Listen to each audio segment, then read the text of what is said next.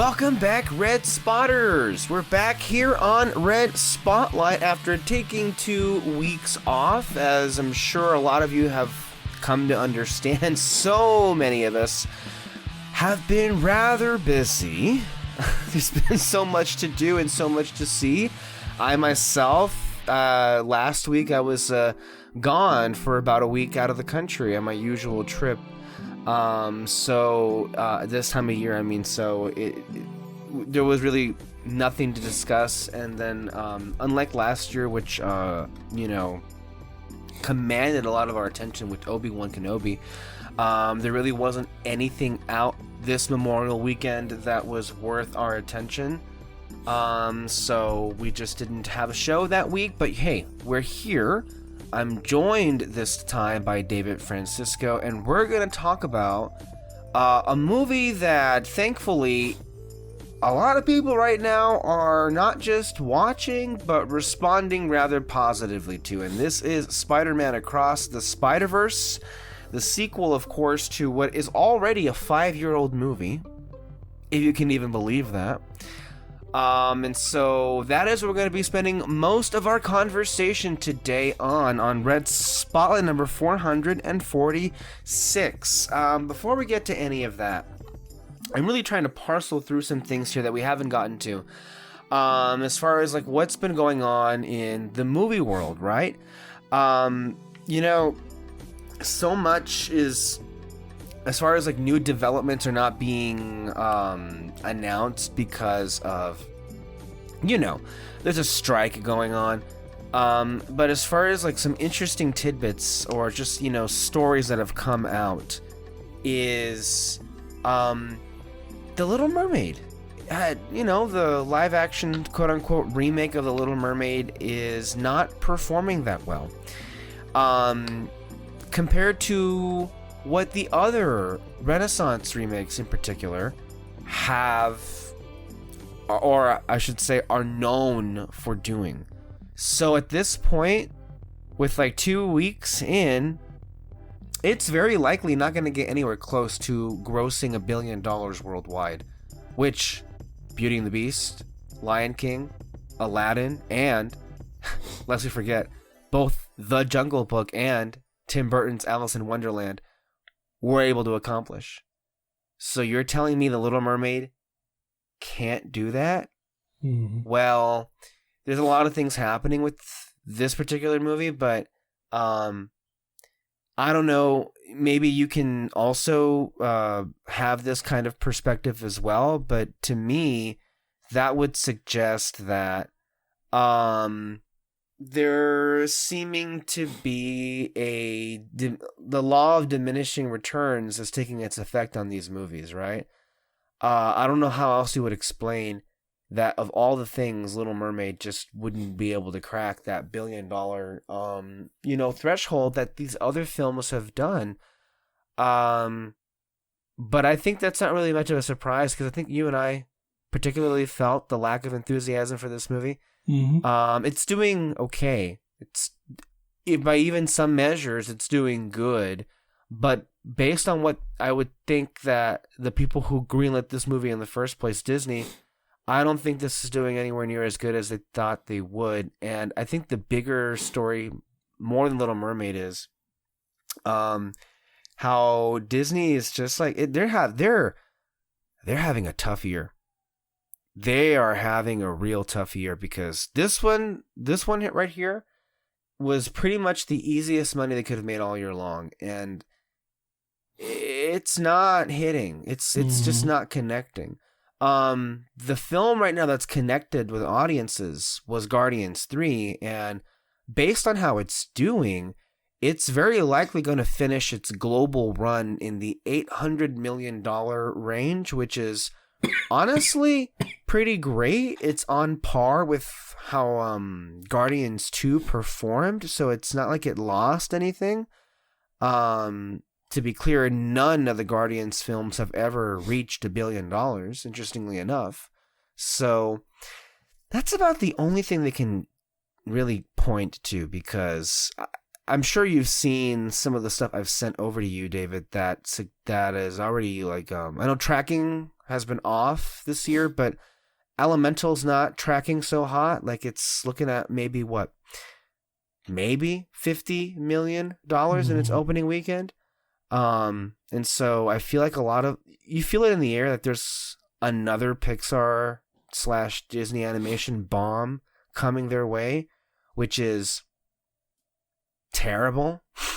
Pretty fucking terrible. And by the way, Disney themselves have been going through several rounds of layoffs, which included many people like Ike Perlmutter from Marvel, and from what I hear, this past weekend included Angus MacLane, who directed Lightyear, and I forget the woman's name, but she was the one that was responsible for saving Toy Story 2. Of all the people to be given a pink slip at that company, it's like, well, I mean, I wonder at this point, we've gone so craven that if Howard Ashman somehow were alive and still on the payroll, he would be next in these layoffs, because that's how low we've kind of fallen, right? And by the way, that's not that far off, because while we were off the air for 2 weeks, there was a bit of a controversy when Disney, after Disney had made the announcement that they were going to pull titles from Disney Plus, they didn't say this themselves, but we all speculate to save themselves a residual paycheck to the people who made those projects, like Willow. Willow's just gone, doesn't exist anymore. But of all the things that was included in that list was the documentary Howard, on Howard Ashman, who quite literally, you can make the argument, single-handedly saved their animation studio, for which they continue to reap so much money to this very day. And they thought that they could just pull that title off and not receive any kind of pushback whatsoever. So no matter what way you slice it, it is just a terrible time to be at Disney. That doesn't even get to all the problems they're having with Star Wars or with Marvel, or even just the problems we've discussed already in these last few weeks with, how Disney Plus is just not proving at all to be profitable. It's just like a sinking ship over there. And yeah. As far as Little Mermaid is concerned, though, I do want to give it some kind of accomplishment or credit for accomplishing something. What a truly horrendous creation. Whatever, that Scuttlebutt song. Oh my god. That, I swear to God, when I first heard it, I didn't think it was real. I honestly thought someone had made that up. That it was connected to this movie or this story. But it's like, I don't recall ever hearing something where there was just this visceral disgust and hatred almost immediately. Do you? Because when I heard that, and it wasn't even the whole song. I have not heard this. God, no. Would I recommend anyone to hear the whole song? It was just a snippet of the chorus. But it was genuinely one of the most horrible things I've ever heard. And I don't care if it was written or it was intended for it to be kind of cringy. Like, that was genuinely terrible. I think you said it best in the group chat. Like, how do you listen to this and go, yeah, this is perfect for The Little Mermaid? I don't know if it was you, but yeah, basically. No, I said that because it was so many levels of disgust, disappointment, and hatred, David, because it's not just that who would listen to this and think that this belongs in the Little Mermaid, musical, right? Because not just lyrically, but from like musically, that song does not fit with any of the other musical selections in that story, not even anywhere remotely to it. And it's very close to all of the other works of Lin-Manuel Miranda.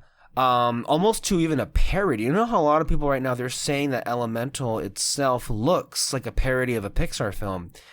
That song, The Scuttlebutt, literally sounds like a parody of a Lin-Manuel Miranda song.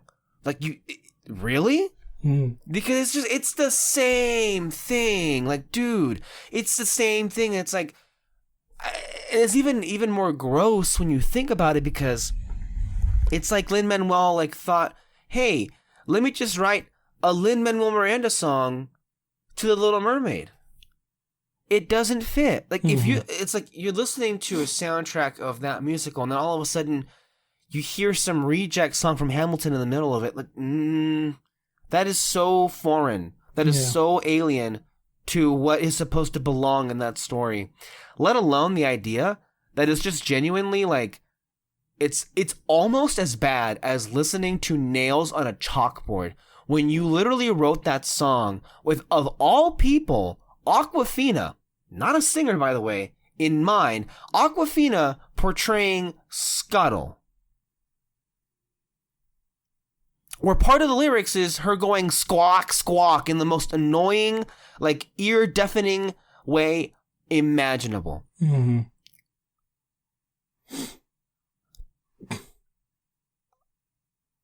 And by the way, even from people who have come out and like were entertained by the movie, excuse me, I'm so disgusted. I'm literally so disgusted. I'm like hacking myself to death over here. Even the people who liked it came out and said that part was truly heinous. So, yeah, just,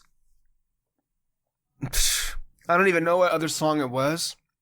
Or that there was a Prince Eric song, which Kyle called it was like basically Evermore, the song that was in The Beauty and the Beast, live action remake, which is like, oh, okay, but it's like I don't even need to see it, right? I don't think any of us need to, because we've already heard like a lot. I think like all of the things that we already knew were going to be problems were basically confirmed in many of the written reviews, correct? Mm-hmm. Like, there was one lengthy review that was going on how the film is literally an hour longer, maybe even more than that, than the original movie, and that what was there was replaced, or what was added to the story was just needless over explanations or needless backstories or needless motivations for characters that ultimately amounted to nothing. Like, for example, one thing that just made me roll my eyes was that somehow in this version, I don't know if it was Rob Marshall or someone thought it was a good idea to make Ursula and King Triton brother and sister. Oh, yeah. Wasn't that always like a fan theory or something for the movie, and they just... Was it? I mean, I can't speak to that. I don't know if it was a fan theory. I mean, personally, I mean, a lot of the fan conversation with this film for the last few years has been kind of annoying. And Alexis and I have spoken to that, at great lengths. But like, I don't know if it was or not. But let's just say it is. Really? Yeah. If it is, you're gonna like, you know what? Let's do this to offer some sort of validity to the fans. What? Mm-hmm. And it really doesn't add that much, anything to it, though. It's like, okay, they're brother and sister. Cool. Like, if the story was like Ursula taking Ariel under her wing, like she's learning magic or something, then that's better. Because, then that's because Ariel's kind of like, oh, you're a family, like you shouldn't have been left out or something like that. But that's not what the story is. It's her leaving the ocean and all that. So it's just, yeah, that makes no sense. Yeah. So, anyway, I would say, as far as, and it's not really a secret, if it's going to be a live action remake of an animated property, I'm inherently going to root for it to fail. Mm-hmm. And this movie not getting anywhere close to $1 billion is the closest I consider it being a failure. So I'm happy it didn't work out for them. Yeah. So there's that.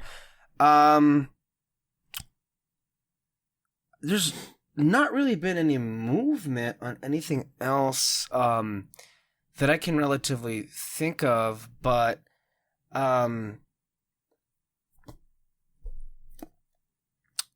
I don't know. We're gonna see in these next few weeks what ends up shaping up. But as far as the movies are concerned, though, I have to say, um, it's been shaping up to be a pretty good year Hmm. in the films, in the film space. That's for sure. Um, I am hopeful still about Indiana Jones. I know it didn't receive a great reaction coming out of Cannes Film Festival, but um, I don't know if the audience at Cannes Film Festival is really something to base much off on, you know? Mm-hmm. And I don't know if that crowd is exactly for what a film like this would appeal to. The biggest criticism that I have seen of it from the reviews is it's basically The Force Awakens, which I get that now in 2023 we're pretty tired of that kind of movie. But I guess we'll see what it comes down to and how good or not it is when we see it at the end of the month. And as far as other movies are concerned, and this is a good way to segue into Across the Spider-Verse, Peter said this to me yesterday, that it's pretty funny that, because I saw this with Peter and Kyle yesterday. It's what I thought was pretty funny that he said is that DC can't catch a break. And it's literally been that for many years because some people have already because The Flash opens in 2 weeks, not this coming week, but the week following. And some people have said that, some critics, I should say, have already spoken to how Flash and Across the Spider-Verse are essentially the same movie. And if that's the case, it's like, dude, like Peter was right. Like, DC can't catch a break. Like, think about how much effort they put into not just making a Flash movie, which took 10 years, by the way, but how much effort they went into trying to resuscitate the buzz for this film, considering all of the drama and controversy with its star, Ezra Miller. You know, and putting some pretty great trailers out there, creating a lot of buzz for it, only for a movie of the caliber of Across the Spider-Verse that shares a lot of the same inherent plot, I guess, structure, if you will, only for it to come out 2 weeks before. And pretty much, I would say, steal its thunder. Because I'm sorry, I don't know how any movie would be okay following what this was, but especially a movie that is almost kind of the same plot. I'm wondering, it's kind of hard to tell that it might be the same plot from the trailer, so it's kind of hard for me to imagine. But what if it is? Yeah, but I mean, if it is though, fuck. Like, some people were saying that it was like back in '98 when they released Ants in A Bug's Life. They came out at the same time? The same year, yeah. No fucking way. Yeah. Wow. Well, I mean, right now with what is it, Multiverse of Madness and everything. I know they weren't the same plot or anything like that, but it's just like it dealt with multiverses, and it's like, oh, yeah. Well, yeah.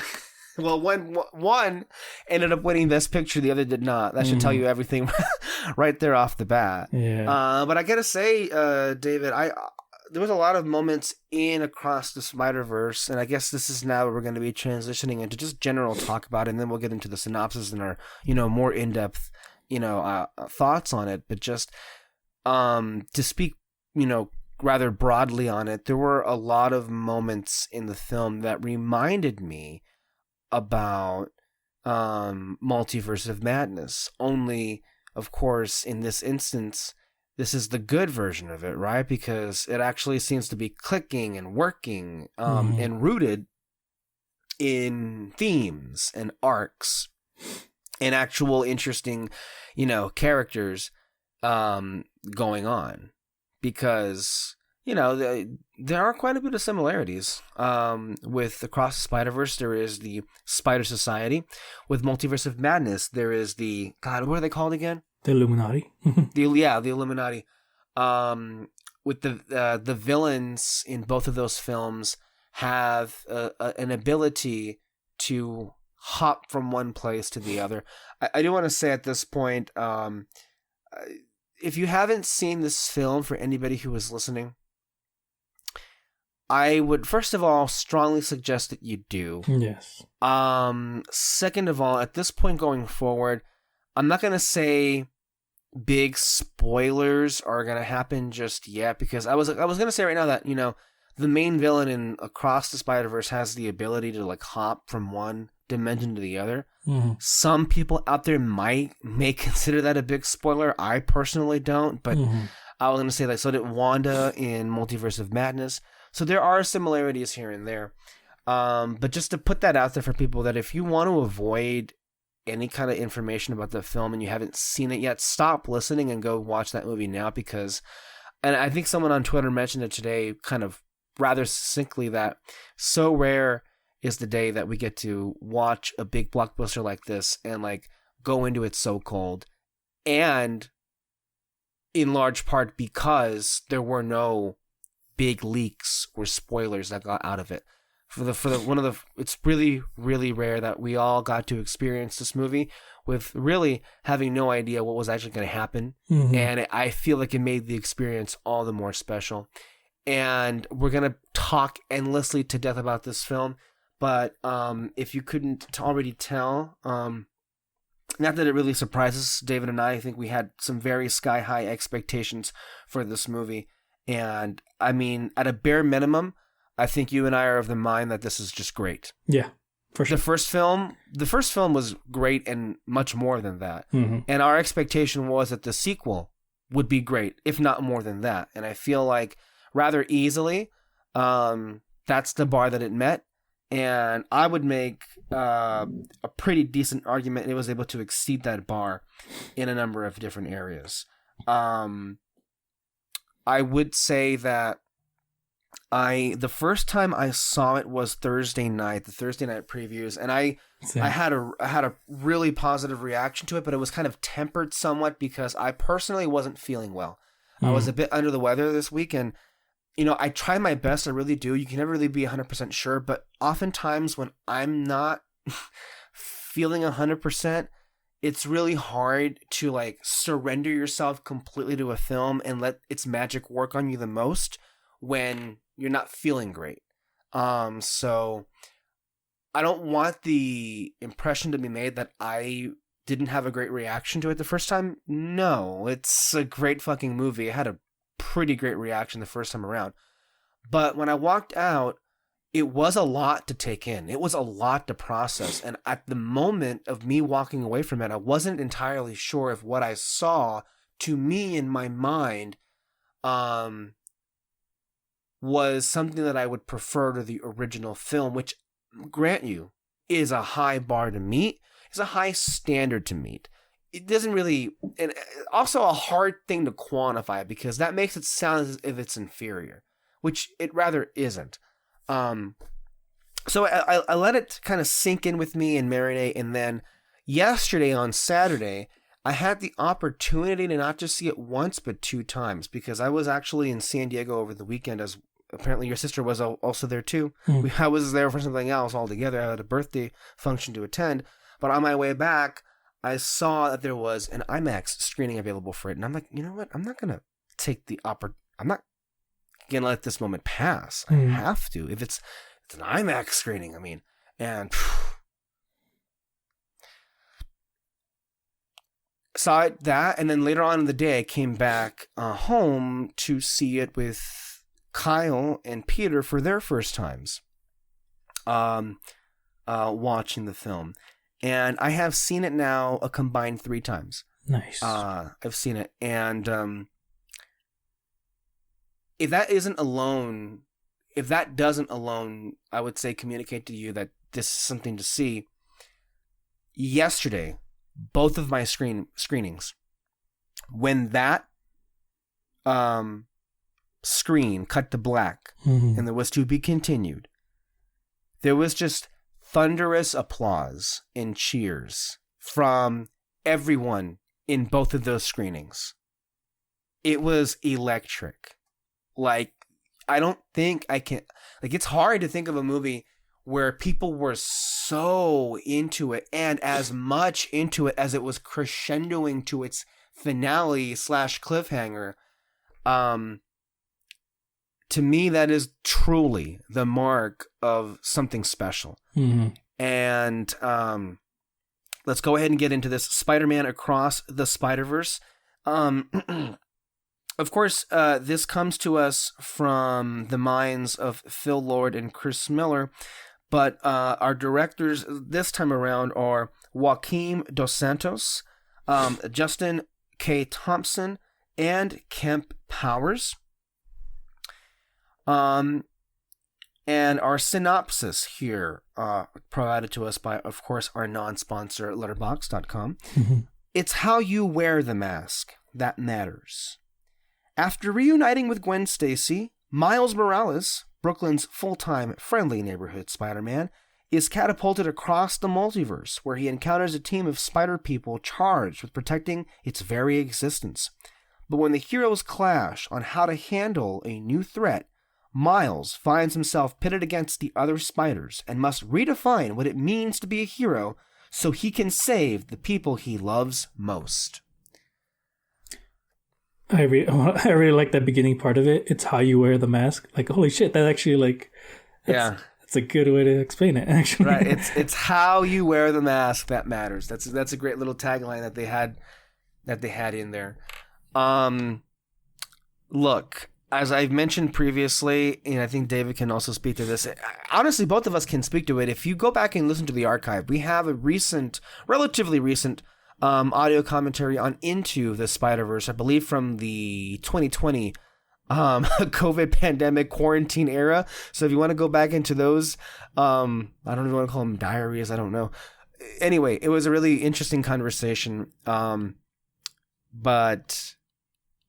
I mean, to make it a long story short, it was very easily one of our favorite films ever. Mm-hmm. I think you and I had it as our favorite movie of 2018 For sure. when it came out, and it has aged like fine wine.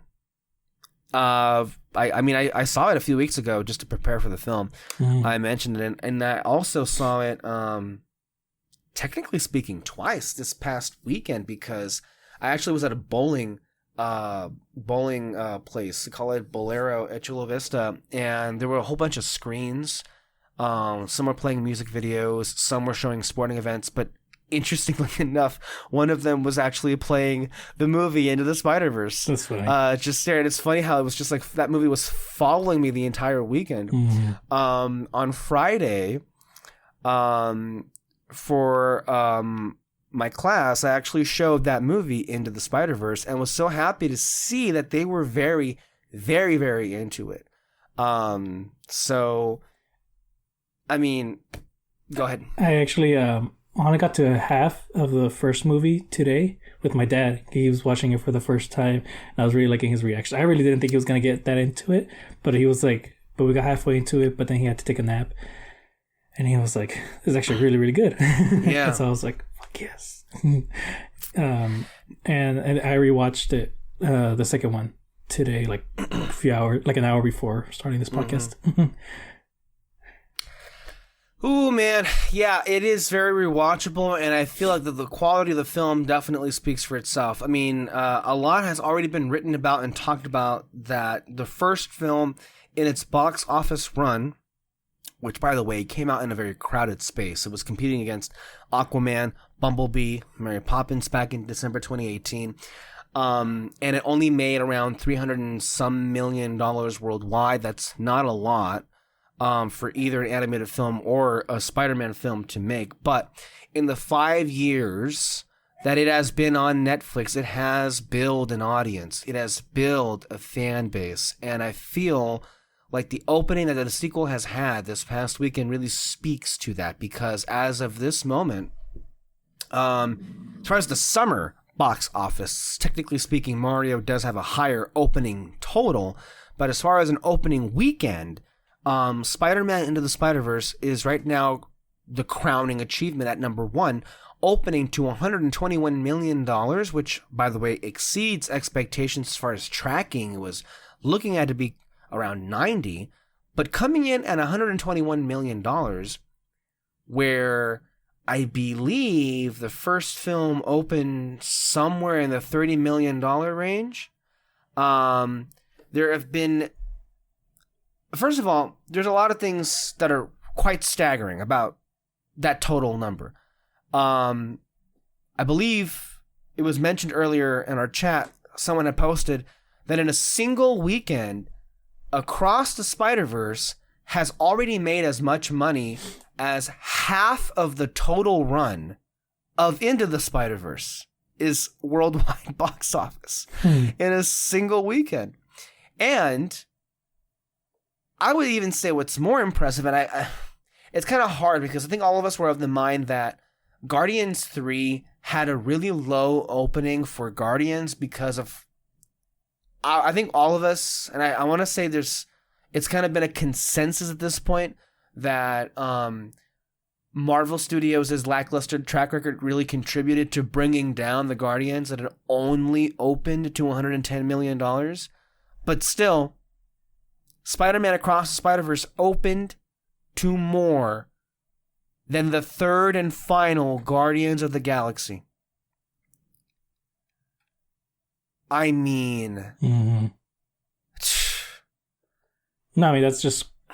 It's great for an animated movie, for sure. Yeah! I mean, that's... Yeah, and it's like, it definitely played like less of a traditional animated film as far... Because based on these numbers, audiences treated this like much more than how they treat a normal animated film. They reacted to this as it was an actual Spider-Man movie, which it is. But when I say that, I mean like a live action Spider-Man film, which audiences, at least stateside, don't respect animation nearly as much as they respect live action. In fact, that's kind of why the live action remakes of animated Renaissance Disney films have been so successful, because they don't really look at animation as, I don't know, being the equal to live action. David and I have spoken this at great length throughout many of our podcasts, that is just a really silly thing to, a silly mentality to hold on to, because, I mean, it was certainly my persuasion. I don't know about you. I think you would agree with me as well, but there were so many times while watching Across the Spider-Verse, and certainly, of course, Into the Spider-Verse, where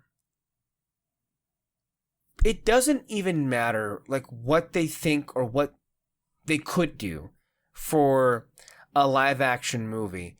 It can't compare. No, it can't. The beginning of it itself, like, you can't compare. Oh my god. So I hope that people reacting so positively to Across the Spider-Verse, that can, I don't know, wake people up to making that pretty fucking clear.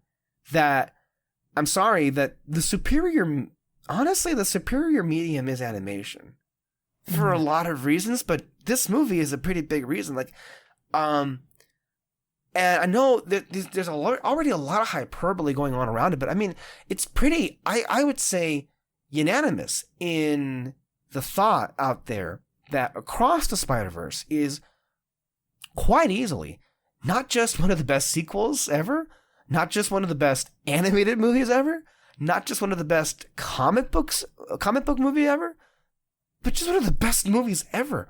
Like, it is, honestly, I can't remember many movies that really took the audience on a journey in the way that this movie did. There's so much to admire.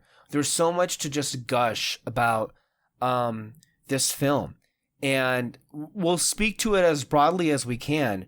But I want to say that, to me, the most important thing that ever really matters as far as any story, but particularly comic book stories, the most important thing to me are the characters.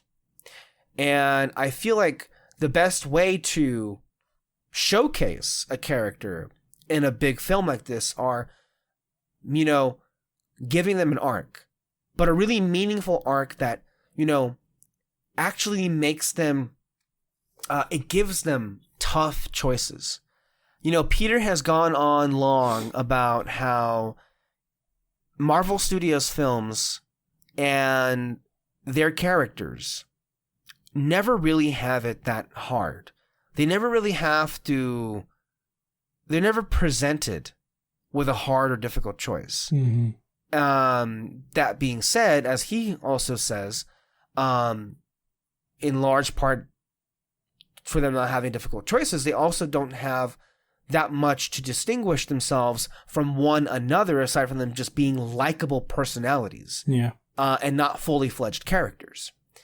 Whereas what you see here is what I would consider anyway to be a textbook example of how it's done. Yeah.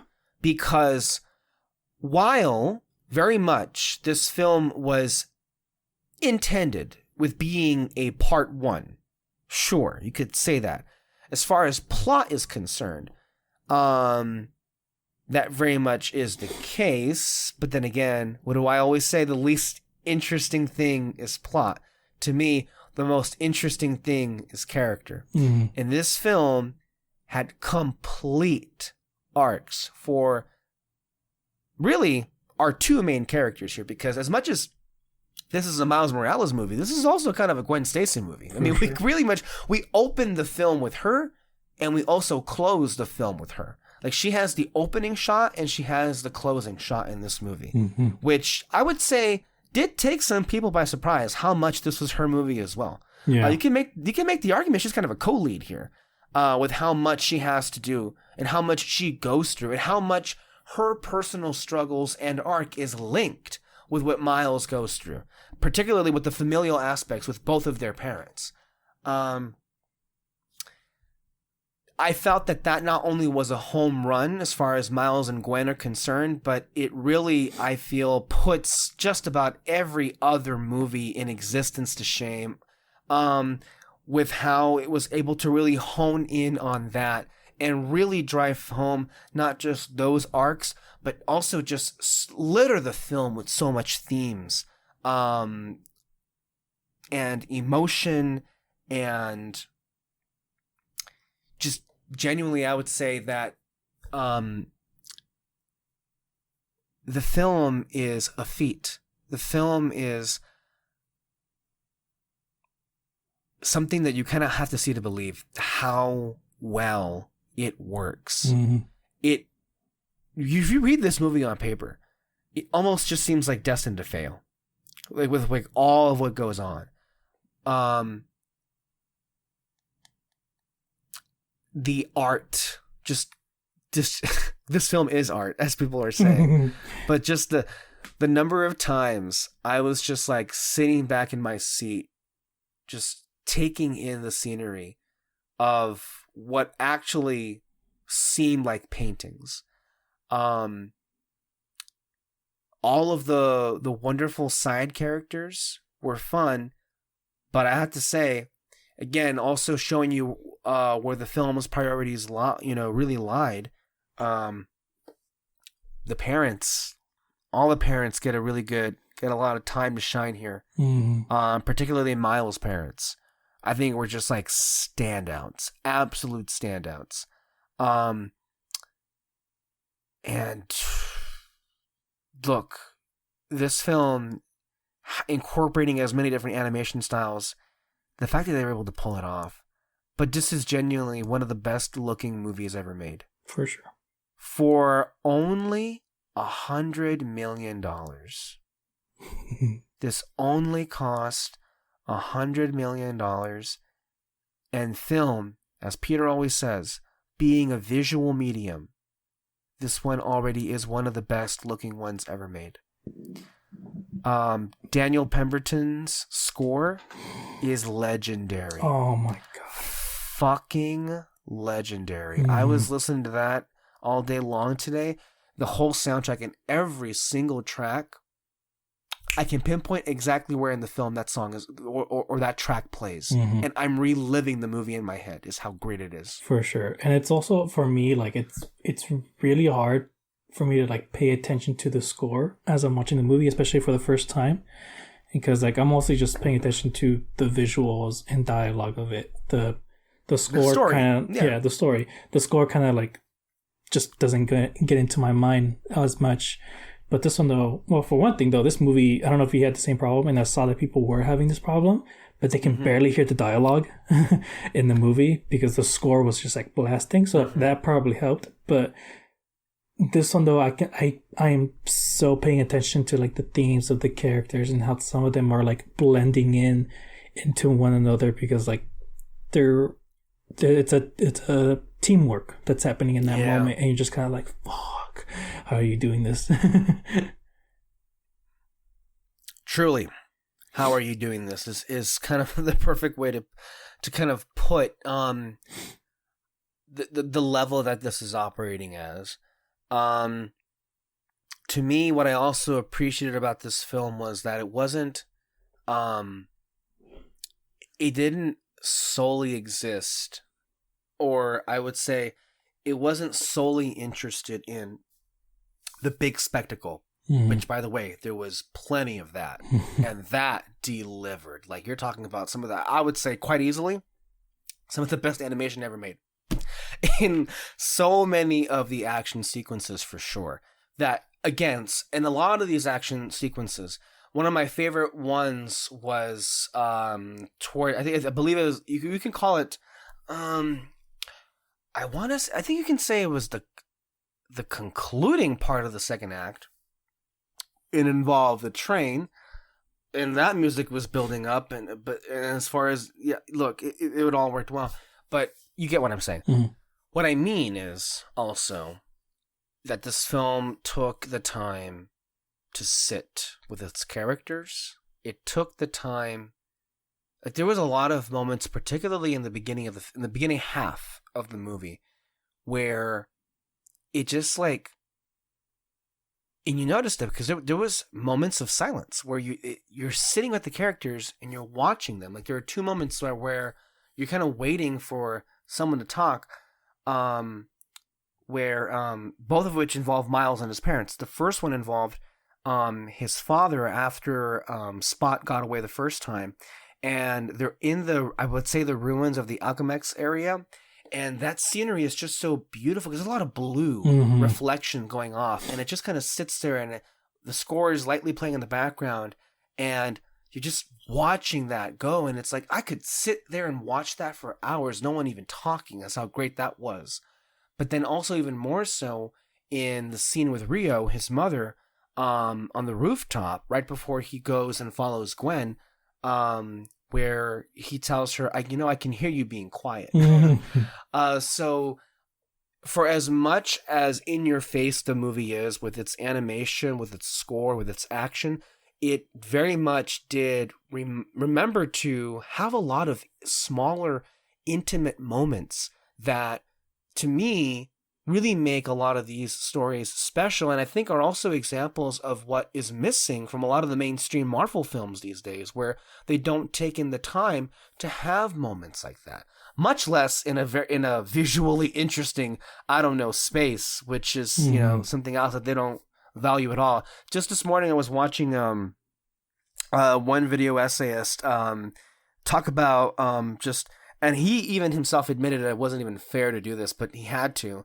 But just like comparing, just like the visuals and the spaces and locations that were in this Spider-Man movie versus the last one, which was No Way Home, and it's pretty pathetic when you put the two side by side, because this movie Across the Spider-Verse is just literally nothing but like pastels and landscapes and just beautiful like some of the most truly beautiful scenery and locations you've seen in a movie like this. And then you compare it to No Way Home, where it's just nothing but like, either it's a blue green screen, like glossy, fake, you can tell easily background, or they're doing a sitting and talking scene in a concrete apartment, or in a location that is so dark or like removed from people entirely. Mm-hmm. Also, like, this movie though is just also like, oh my god, wait, what was I gonna say? No, so go like ahead, yeah. basically like it does what like the best thing about this movie as a sequel is that it does just let you sit there and wait, in a sense. Like you mentioned the scene where Miles and his mom are talking on the rooftop. And, like, I really do love that moment though, where he says like, I can hear you being quiet back there and all that, and you're literally just sitting there. Not only like this little part of Miles' growth, because before in the first movie, I don't think he would have stayed there at all with his mom, like talking about having that conversation at all, because like that was kind of him like avoiding everything about his parents, because he knows what the conversation was going to be about, and it was about him specifically being the best that he can be and all that. Whereas in this one though, like he's actually like sitting there and actually wants to hear what they're gonna have to say, even though he probably still knows what it's gonna be and all that. And so those are just like great things about this movie, that like it actually shows you the growth of the character and all that. And this is something that all, not just the Marvel movies, but like all sequels need to do, is just like, you gotta show us the growth. You gotta like, and we want to, the reason why we're here is because we want to be in this with these characters, and they're doing that. They're like really expanding like us wanting to stay with these characters. You know, I know there were some reviews, people going like, it felt like some scenes were going on a little bit too long and all that. And I mean, like, I agree with them, but no, I wasn't like, for me at least, like, it wasn't like, oh, this is going on like a little bit too long, like move on. No, my mind was like, oh, you're staying in this quite a while, and that was just worrying me about the end, because I thought they were gonna like rush through the end or something. That was just my worry. But then once we get to it, I'm like, oh, okay, no, you guys perfectly paced this, and you left us the big cliffhanger right there. And so, I mean, I don't know what the fuck is gonna happen with the next one, but yeah, it's just, that's really all there is with this movie, is just like, he lets you sit there and stay with these characters for as long as they could. No, for sure. And respect all the way to that. There's a lot more to say, but look, it's pretty clear and obvious at this point for people who are listening to kind of tell what I thought of it. Goodness, I saw it 3 times in one weekend. To me, it is simply phenomenal and damn near perfect. And it's, again, by the time we get to the end of the year, it's going to be really hard to not have this film be very much at the very, close to the very top of it. I gotta be honest, I know maybe I loved Guardians 3 just a little bit more than you did. So like Guardians 3 and Across the Spider-Verse are like right, like kind of neck and neck for me. Again, I saw Guardians 3 5 times in theaters. Like, I loved that movie. Like, and every time it was like making me like really emotional. So it's like it's really hard because, but then again, it's not really a negative because you got 2 amazing comic book films back to back. So what does that mean? It means that I'm going to have a really interesting time at the end of the year parsing through which one I would prefer more. But I mean, I am going to see it at least one more time in theaters because you have to. I have to. I think the film's quality certainly demands that. And I feel like certainly the reactions to a film as great as this can really appear to seem like hyperbole, that appear to seem like an over-exaggeration. Like, I've seen some tweets this week that are suggesting that this movie is about to become the highest rated film on Letterboxd, which is insane. But also, not entirely unwarranted. Mm-hmm. This is as perfect as a film can be. I feel like what we saw here was truly something special in a lot of the ways that the first one was, but also in more ways than the first one was as well. Again, if the question is, do I prefer the first one or the second one, that's also a hard question because you can very much make the case that on plot alone, the first film is a much more complete movie. It's a much more contained experience. You don't have to wait for another film to kind of like finish out the story there as well. Also, it is a pretty like, as far as like origin stories are concerned, it's pretty hard to beat also as well. So I would say that with many of the works and trilogies and stories and franchises that I love most, especially when the caliber of its quality is so damn high, I'm just going to say like, hey, I love them both. I'm not thinking about which one I prefer over the other right now, but let's just say I like them both. I love them both. And it makes you think though. And it creates so much more excitement for what possibly could be in store for us when we get to Beyond the Spider-Verse in 2024. But genuinely, I think this is a history in the making. I think this is going to be a film we're going to look back on for many, many years to come. In a lot of the ways that, interestingly enough, also a multiverse film, Everything Everywhere All at Once will be, or already is, which was also released around the same time, last year. So those are my initial reactions to Across the Spider-Verse. David, take it away. I mean, you mention this all the time. I did not shut up in our audio commentary about this, about in the first one. This one though, I was like, oh, if we do an audio commentary on this, you're not gonna get to talk. I mean, we have to do a commentary on this one. I know, but like, just fair warning though, you're not gonna talk.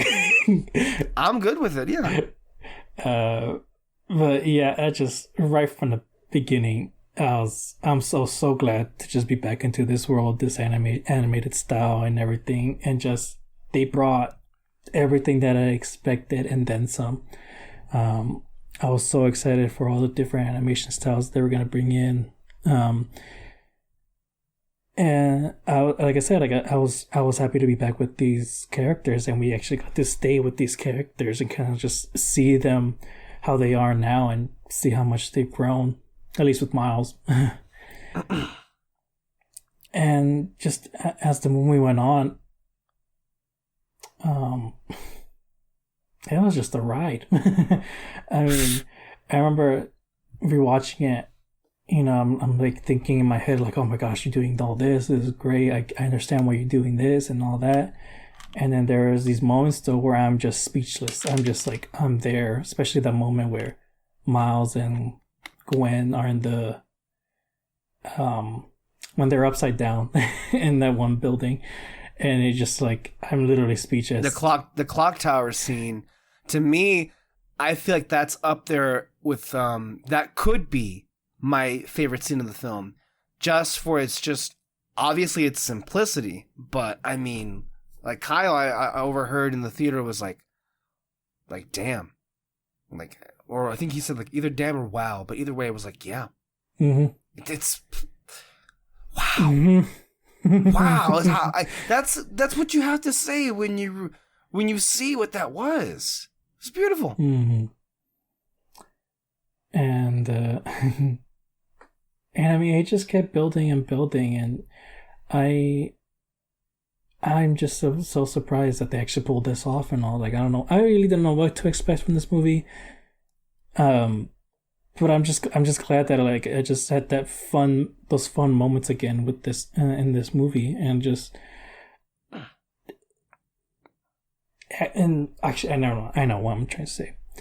I was glad that they expanded on Miles Morales' role in like the entire Marvel canon, not just like movies, but like not just in the comics, but like movies, video games, and all that. Because like it's just this big, stupid discussion going on that like people are like Miles Morales isn't our true Spider-Man. It's just, or Peter Parker will always be our one true Spider-Man and all that. And first of all, that's only gonna stay that way because he's still in the comics. Like that's just the only reason why. And I not just with Spider-Man, but I'm thinking with like Captain America, Superman, and just like all these other characters that have been around for what 60 plus. I feel like even more than that. I don't know the entire timeline of comics. I don't know that much, but like I got a feeling that they just gotta move on from those and like bring in a new generation of characters, whether it's they take the same name as the past ones or you create new ones.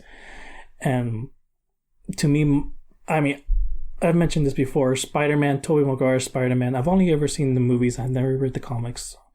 Who knows what people will think about this. But like Tobey Maguire's Spider-Man was like my favorite superhero movie when I first saw it. And like I decorated my room Spider-Man theme. He was my favorite superhero ever.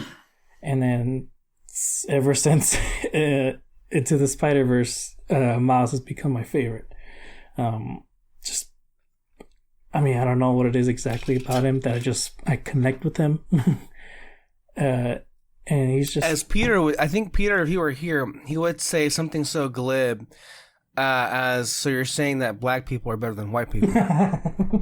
I feel like if he were here right now, he would say something like that. Of course, that's not what you mean, but that only just speaks to the level of lunacy that these people you're referencing are working at. Because, I mean, go back into our other podcasts. I don't want it to devolve into this usual conversation, but like it's just a stupid thing to subscribe to. And I feel like the success of this character, the popularity that this character is going through right now, really speaks for itself. That fanboys are idiots. Continue. And yeah, and also this movie kind of, I wouldn't say it's trying to break it or anything, but like it's trying. Well, hopefully it pulls it off, but like it's sort of trying to retell or like refocus the idea of canon. That's something that they do bring up. I won't spoil it much, but like people always talk about like, oh no, these things need to happen to these characters because that's what makes them great and all that, blah blah blah. But it's kind of like you can change it up if you want, like it doesn't all have to be the same way, and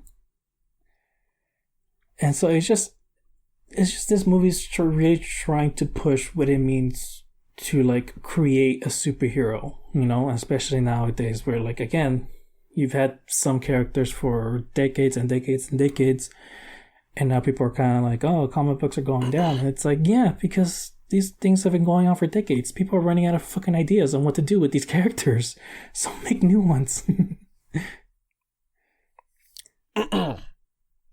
I agree with you 100%. Mm-hmm. So you love this film, right? For sure. Yeah. Yeah. I can go on. I would go on and on about the visuals of it, the music. Again, I can't stop listening to it, especially the what is it? Start a Band one. That's so good. But it's also like almost with how Guardians 3 opened, but how this film opened, it's like from the very beginning of it, you're going to be in for something truly special.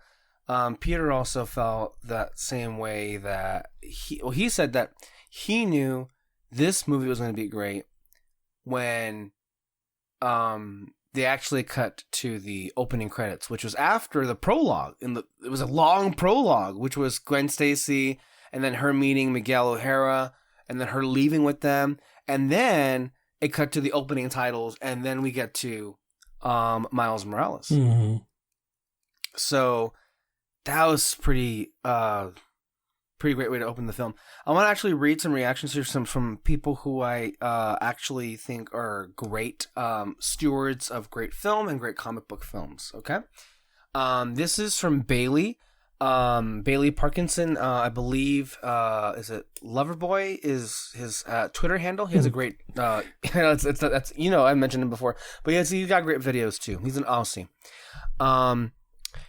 No idea how to articulate this, but there was an accumulated feeling across the Spider-Verse where I started out wowed, just absolutely fucking stunned and giddy over where it could all possibly be going.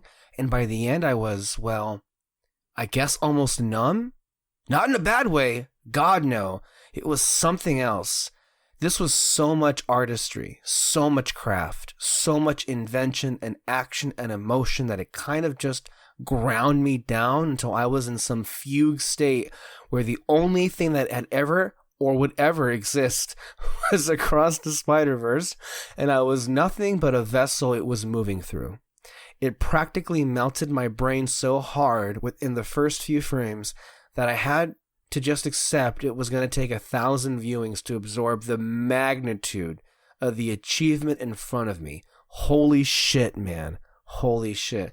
Kyle's initial reaction to the film was something like this, where it was just like too much to take in, and that he really had to go back and obviously see more of it. Houston Colley, similarly, goes, some have said that this feels like half of a movie, and I understand where they're coming from, but especially on rewatch, I totally disagree. The plot is not resolved, but there is a full arc for everyone here in really satisfying ways. Even if it's an arc toward failure, I guarantee when this trilogy is complete, like Empire, this will be the one we come back and appreciate most. It's a meditation on It's a meditation on Spider-Man as a character, and canon, yes, but it's also a film asking some profoundly difficult questions about fate, purpose, responsibility, and the script we stick to. It doesn't provide easy answers, and that's what I love about it. Also, maybe the most gratifying and electrifying ending ever? I had to let out a big cheer when they cut to black. I couldn't keep it in. Also, this comes to us from Brendan Hodges. Not everyone feels this way, but I love how Across the Spider-Verse balances setting up a sequel while being its own movie.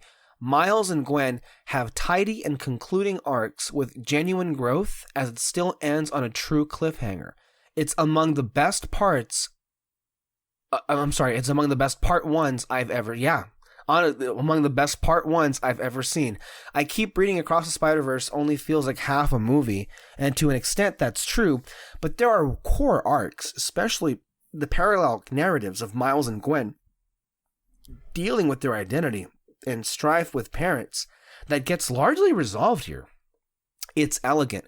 And then I also provided to you, David, I sent to you via on DM, because Brendan was actually pushed. He was actually asked by some people to explain himself. And then he responded with, some have asked how Miles and Gwen show genuine growth and partially conclude their character arcs. So I put it in a spoil-tagged Word doc. And then this is what, basically recapping what happens in the film, but you kind of really hone down really the growth that goes with their characters. He says, two things for Miles. First, he self-actualizes and embraces he'll be okay and strong regardless of how much he feels part of something greater, resolving what his mom said on the rooftop. Secondly, this new emotional center allows him to finally open up to his mom about his true identity, a huge step built over both movies. It happens to the quote-unquote wrong mom, but that doesn't change the growth itself. For Gwen, she abandons the group she joined after fleeing the crisis with her dad, after she reveals her identity. She ran from the problem instead of facing it head on. Ultimately, Gwen recognizes she should leave Miguel's spider people and be willing to stand alone and make her own choices. And at the same time, she realizes she also needs to confront her dad. She does, with the movie ending in a kind of emotional catharsis for both her and Miles. I mean, I love the way they visually portray that in the movie. Like, let's just talk about her universe. yes. Dude. Oh my god, it's so fucking beautiful. It's just, I love the color scheme of it all and everything. And then just right from the bat, when she meets her dad is in like all yellow and she's still in like blue and all that. And so that's just supposed to represent just how apart they are, that they're just not in sync at all in this whole situation. And then that moment though where he says, is it not punk to hug your dad or something like that? Basically, like, would it not be cool if you hug me and all that? But then she just goes in and they hug, and then the color changes to pink, I think. And it's just supposed to be like, okay, they're together in this moment, but just not fully. It's still not full. And then when he finds out about her being Spider-Woman,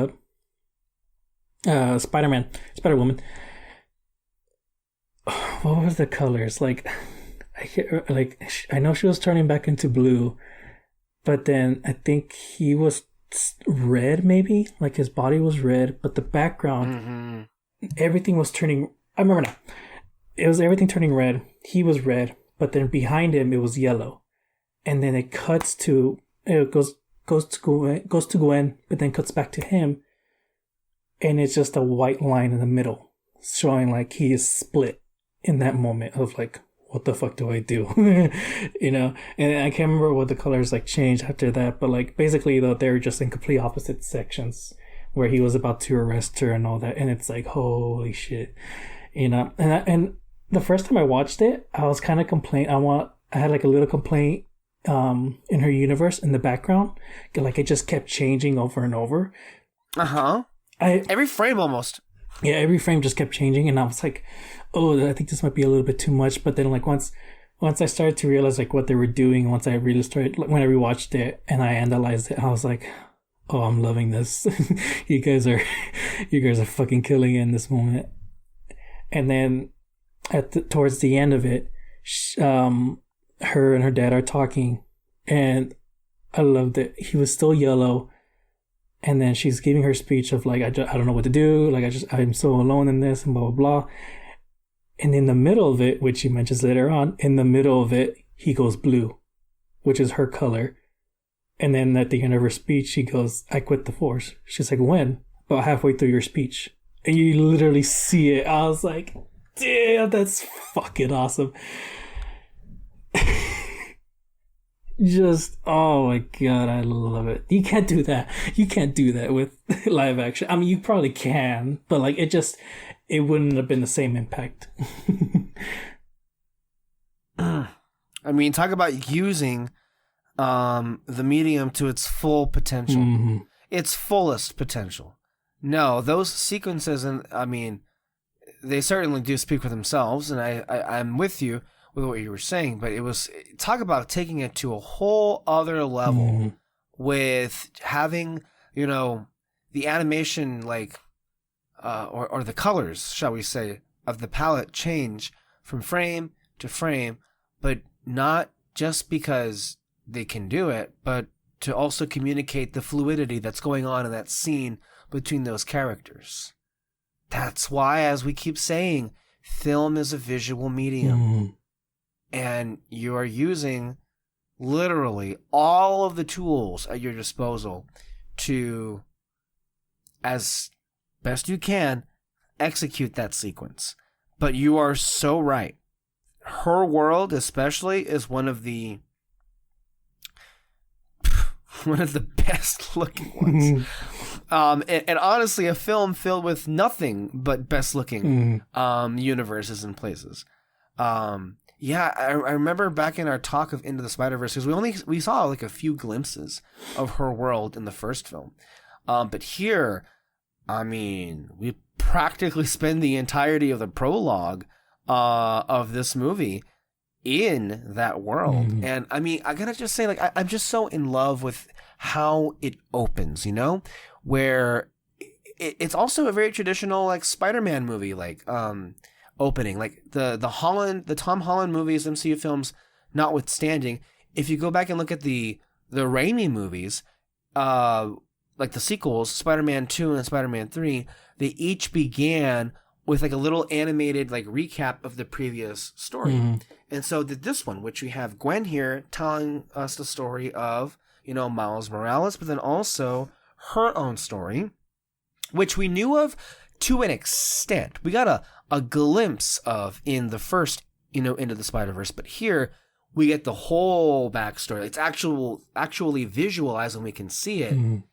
And it's really sad. Mm-hmm. Of course it is, For but it's just like immediately just like, oh man, because like you get the dynamic of her and her Peter, and then of course the tragedy that I guess in this universe he became the Lizard, and just because he wanted to be as special as Gwen, which I didn't catch the first time, but I caught it the second time, which in that scene when he's dying in her arms, at that point she hadn't like told him yet, but he already knew. Yeah. I just wanted to be as special as you, Gwen. It's just even that alone is so just genuinely emotional and like devastating. And we're not even like 2 minutes into the movie. Yeah. It's crazy, man. And I love even just like as she like quits the band, as she like rage quits the band and she's walking away, and we see her walk from like transition from like location to location. I love that transition from the crowd to the train, and then we see in the back of the Miles, and how like she's just like thinking about him constantly, like just those little details like that. This is so good. This is so good. And I know, and I slightly complained that like I could barely hear the dialogue, but honestly, I can probably watch this movie without dialogue and still like just love it. Yeah, honestly, like I mean, because again, this is a visual medium, and it's literally like, again, how all the best sequels do. Now, it's kind of hard to really categorize the first film as conventional because it really wasn't. The first movie was groundbreaking. So groundbreaking. I mean, look at it, the effect, look at the impact it's had on animation. We wouldn't have movies like Mitchell's versus the Machines or Puss in Boots: The Last Wish. There's another one I want, or we wouldn't even have Arcane, honestly, looking the way that it does, if not for just, or we wouldn't have the upcoming TMNT, the Teenage Mutant Ninja Turtle movie, looking the way that it does, if not for the groundbreaking, animation that was displayed in the Spider-Verse. But almost immediately, David, as you and I have been expressing these last few minutes, almost immediately this sequel goes like even further than perhaps like even more in your face than they thought they could pull off in the first movie. But man, just talk about like, unleashing themselves and going wild with all of the visuals, and not always like, with how much they can put on the screen, but what they think they can like really communicate to you what's going on. Talk about the, the screen telling you what's going on in her mind. I mean, she's seeing Miles everywhere she goes. That's what's being communicated to you as we, the audience, see that playing out before our eyes. I mean, also her theme, it's so good. I didn't expect they were gonna make it like different at all, but like I love that you hear it from the very beginning and all that. And I'm sorry, but Wonder Woman theme who? The Wonder Woman theme who? Because this, and I was so happy that it wasn't just like a small little motif or riff here, but because in the smaller, more intimate moments, it is like a small little riff, but in the action sequences, it is blaring and it is blasting in your face, and Jesus Christ. Like as I mentioned to you earlier, I was listening to the soundtrack, and that theme is all over the first, like the prologue of this film. Like it is just like, give it to me. And then, to me, what is the other great theme in this film, because her theme kind of like, in a way transitions to the introduction of another big character. And for as much as we have to say about Miguel O'Hara, that theme, his theme, when he comes crashing into this movie. Oh, okay.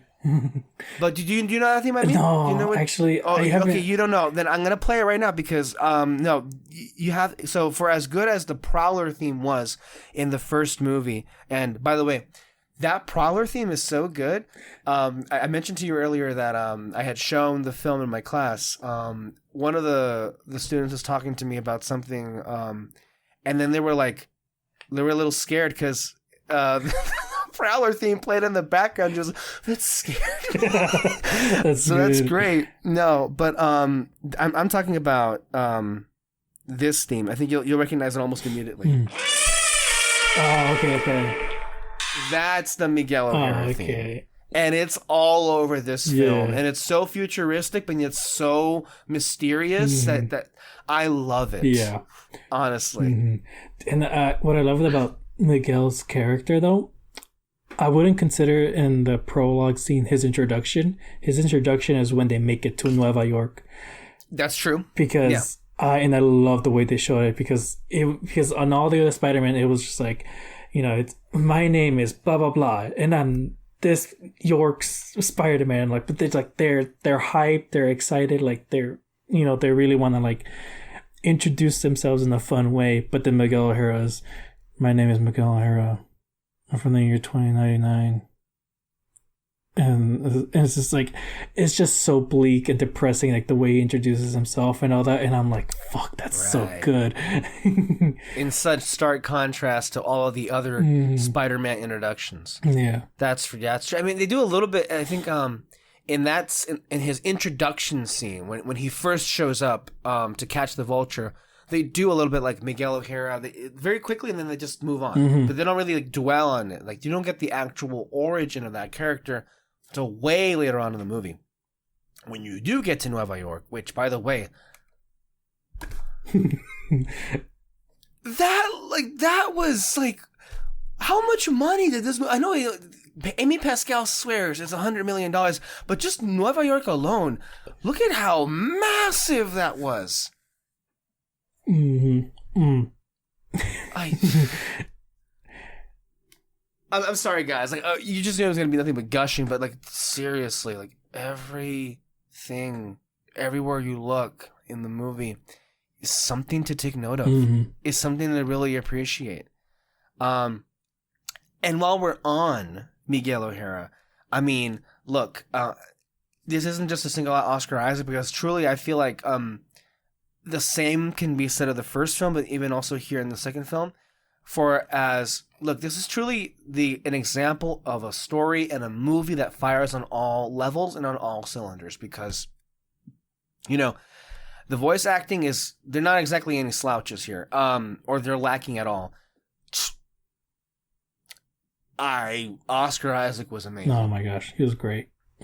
Oscar Isaac was amazing as this character. I mean, you can tell it was Oscar Isaac, but it was like he gave that character so much. And by the way, it's kind of hard to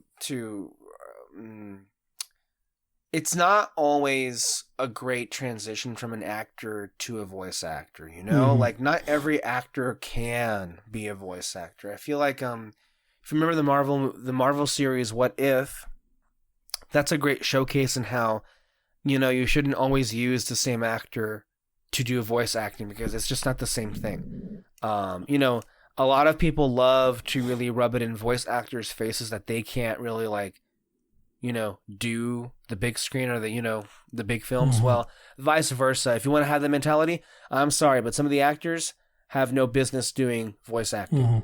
So here, it was... I mean, he brought so much life to that character. Definitely a lot of mystery and intrigue. But you got that character's loss. You got the solemnness, and you got the responsibility, the crushing responsibility that he carries that onto himself. And I think, like, at least I discussed this with Peter, they do seem to be taking a bit of a darker interpretation of the character as opposed to his iterations in the comics. But, I mean, with him also having, at times, the disposition of a vampire, I mean, you definitely do see that in his suit, and I guess he has also wings. If you see in his suit, when he extends out, he has the web wings, and then if he has fangs, I think maybe you see it maybe once in the movie. But genuinely, there are moments in the film where he comes across quite scary. For sure. Like there's a point where, Miles is about to be, transported, quote unquote, home, and he's just going at that, and like you could see the terror on his face, like, dude, what are you gonna do here right now? You might actually kill me here. I mean, who's to say he wasn't gonna do that? Because I mean, honestly, at some points he did come across as a bit evil. Mm-hmm. Not that he is, but in moments, like, I mean, he's so committed. And I feel like the cause that this spider society is fighting for, on its surface and on its face, seems very much grounded in logic, right? The protection of all of existence over the personal people in their lives. But what I love so much about, this story and this Spider-Man was that, and what Miles kept reiterating is like, no, Spider-Man can do both. That's not right. And that he wasn't going to let someone else decide for him what was the morally right decision in that case. Mm-hmm. Like, even in the face of an entire society of spider people telling him that he was wrong, no, he wasn't going to let his dad die. And I feel like but it also, I mean, it wasn't an easy decision to come across, because when you think about it logically, well, wait a minute here. Are you really going to save your personal person over the existence of all of reality? It's a really difficult choice to make. It's not something easy to sneeze at. And then, of course, when you consider, Miguel's background and what happened, I love that it wasn't something as simple. But still, what an amazing, couple of sequences there. I loved when he was, that sequence when they were explaining to him the canon and the canon events and how they incorporated all the other Spider-Man, minus one. I don't believe Holland's image was there there was a reference to him, but it wasn't in the actual collage in the background. There were other Spider-Man there, but I love that moment about like how they're all connected together, and when they're trying to communicate to Miles that, hey man, like, this is what we do, and this is what you're gonna have to accept, and then that's the point where it turns, and where this society seems a lot less noble and a lot more nefarious in a way, because then out of nowhere you begin to see a lot of Spider-Men just show up out of nowhere and walk a little bit like menacingly toward Miles. Mm-hmm.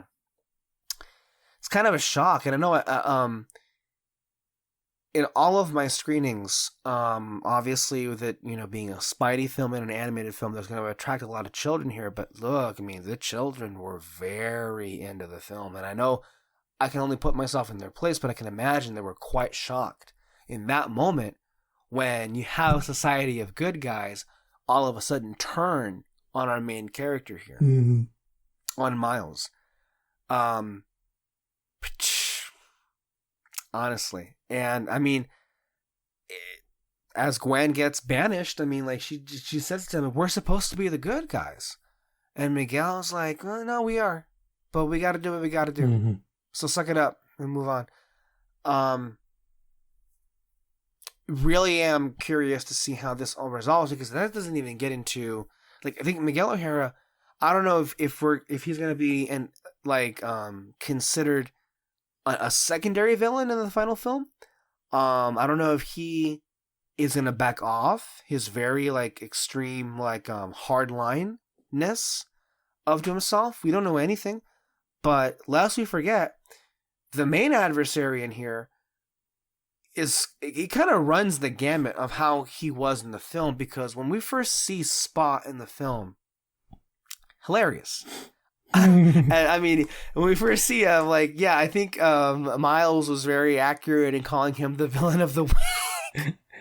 I love when they use that line, because I mean, he was kind of not a moron, but I mean, he wasn't very good at what he was supposed to do as a villain, right? I mean, but also it was like off the bat, just kind of like tragic what happened to him.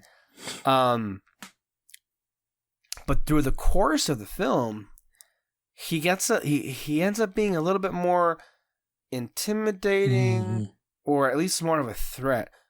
But when we reach the moment where he, I guess, fuses with the collider, whatever emerges from that is almost completely like removed from what came before, because that was terrifying. Even the voice, there was a voice effect added to the performance that just made it just like, just that's bad. And I also love the fact, though, that like part of his motivation, you can almost say that a part of his motivation is that he kind of wants what happened to him worth it, you know? Like he has this horrible life now because of what happened to him, so he just kind of like, he felt like he had no choice on doing a life of crime. That's literally what he said.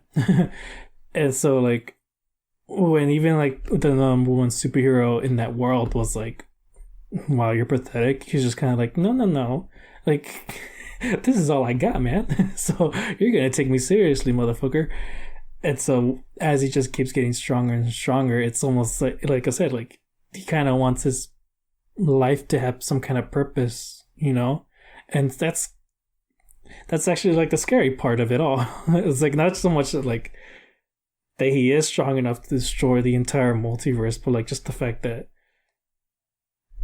there's nothing left for him, you know? And he is literally willing to do it. And so that's just insane, honestly. Like that you can take kind of like this ridiculous motivation and make it super scary. Yeah, and I mean, there are other standouts in the film in regards to the spider people. Like, I would say Hobie was hilarious. Oh my gosh. He was so great. Every line. I mean, every line. It's a metaphor for capitalism. Exactly. Exactly. Or like taking a crap on the establishment. I salute you. To Peter B. Parker's baby. When she's clearly taking a shit in the middle of whatever's going on there. That was so funny. But even his role here is very interesting because he's very clearly the only one rooting on Miles. And really, like, when I think you don't really see it initially in him, but by the end of the film you realize, no, this guy's an integral player. No, yeah. Like, he's helped move certain pieces in place where it needs to go to help out Miles and Gwen. Yeah. Honestly, like, I mean, I what was the moment where like you kind of started to see it? Well, there was this one moment where Miles is trying to like take down that shield, and he's like using his hands, and then Spider-Punk tells him like, you got to use the whole hand, not just the tips of it, you know. And then later on, though, they get to the Spider Society, and you see him taking all these pieces of technology, and I completely missed it the first time. That I'm like, me too. And then the second time, I'm like, oh, I'm so stupid. What the hell? But like, he's taking all these pieces of technology, and then the moment though that I really loved him, it was when Miles was like, he was really starting to get pissed off. Like, you want me to let my dad die? Like, are you fucking kidding me? And like, I can't remember what he said, but like, Spider-Punk knew like, oh, Miles, here comes Miles. Like, he's gonna fuck shit up. The point there was, because at that point, Peter B. Parker kept calling him kid. And then Miles was like, stop calling me kid. And then I think Hobie goes, there you go. And at that point, then Spider-Woman, I can't remember her name, it was like you're making this work. Stop it, you're not helping. And he's like, good. And he's just gonna, like, he knows it's gonna happen, it's gonna escalate. This is honestly like my one complaint in the movie, but it was when they trapped Miles in that shield, and he was trying to like punch it to break out of it, and then Spider-Punk goes, hey, like, your hands. You know, that's my one little complaint. I really wish that Miles like was punching it, and then he looks at Spider-Punk, and Spider-Punk kind of looks at him like, "What are you gonna do?" You know, like he doesn't tell them about the hand, but just tells them like, "What are you gonna do?" And then he just puts his hand on the shield. Like that would have been so much. That would have been so badass to me. Like I don't know, just a little tiny difference, but oh well. Later on though, when Gwen goes back to her universe, her dad gives her like this box, and you can tell right away that it's from Spider-Punk's universe, and he made his own watch. That's what the parts were for. I can't believe I missed it the first time. Just like right, I thought it was. I thought it was the watch that he had, and then he just kind of like tricked it out. But no, when I rewatched it, when everyone chased after Miles, he goes, "All right, just so you know, I'm quitting," and he like opens a portal but tosses the watch, and leaves it in Nova York. And so I was just like, oh, I get it. What the fuck? That's insane. I couldn't believe it. But yeah, Spider-Punk, I'm so curious what he's going to do in the next one. I know. But I also, I loved a lot of the ribbing that was going on, particularly when he was introduced. And before he was introduced, there was already this talk of Hobie and everything. From Pav, the other Spider-Man that was in that Mumbai Hatton, I believe, or Mumbai Hatton. And Pav was already like going off on Miles and Gwen for like, I guess they're like their romantic tension. And then he was going on, have you told him about Hobie? And that apparently like and then when he comes into the scene, that she like she had left a sweater at his place and a toothbrush.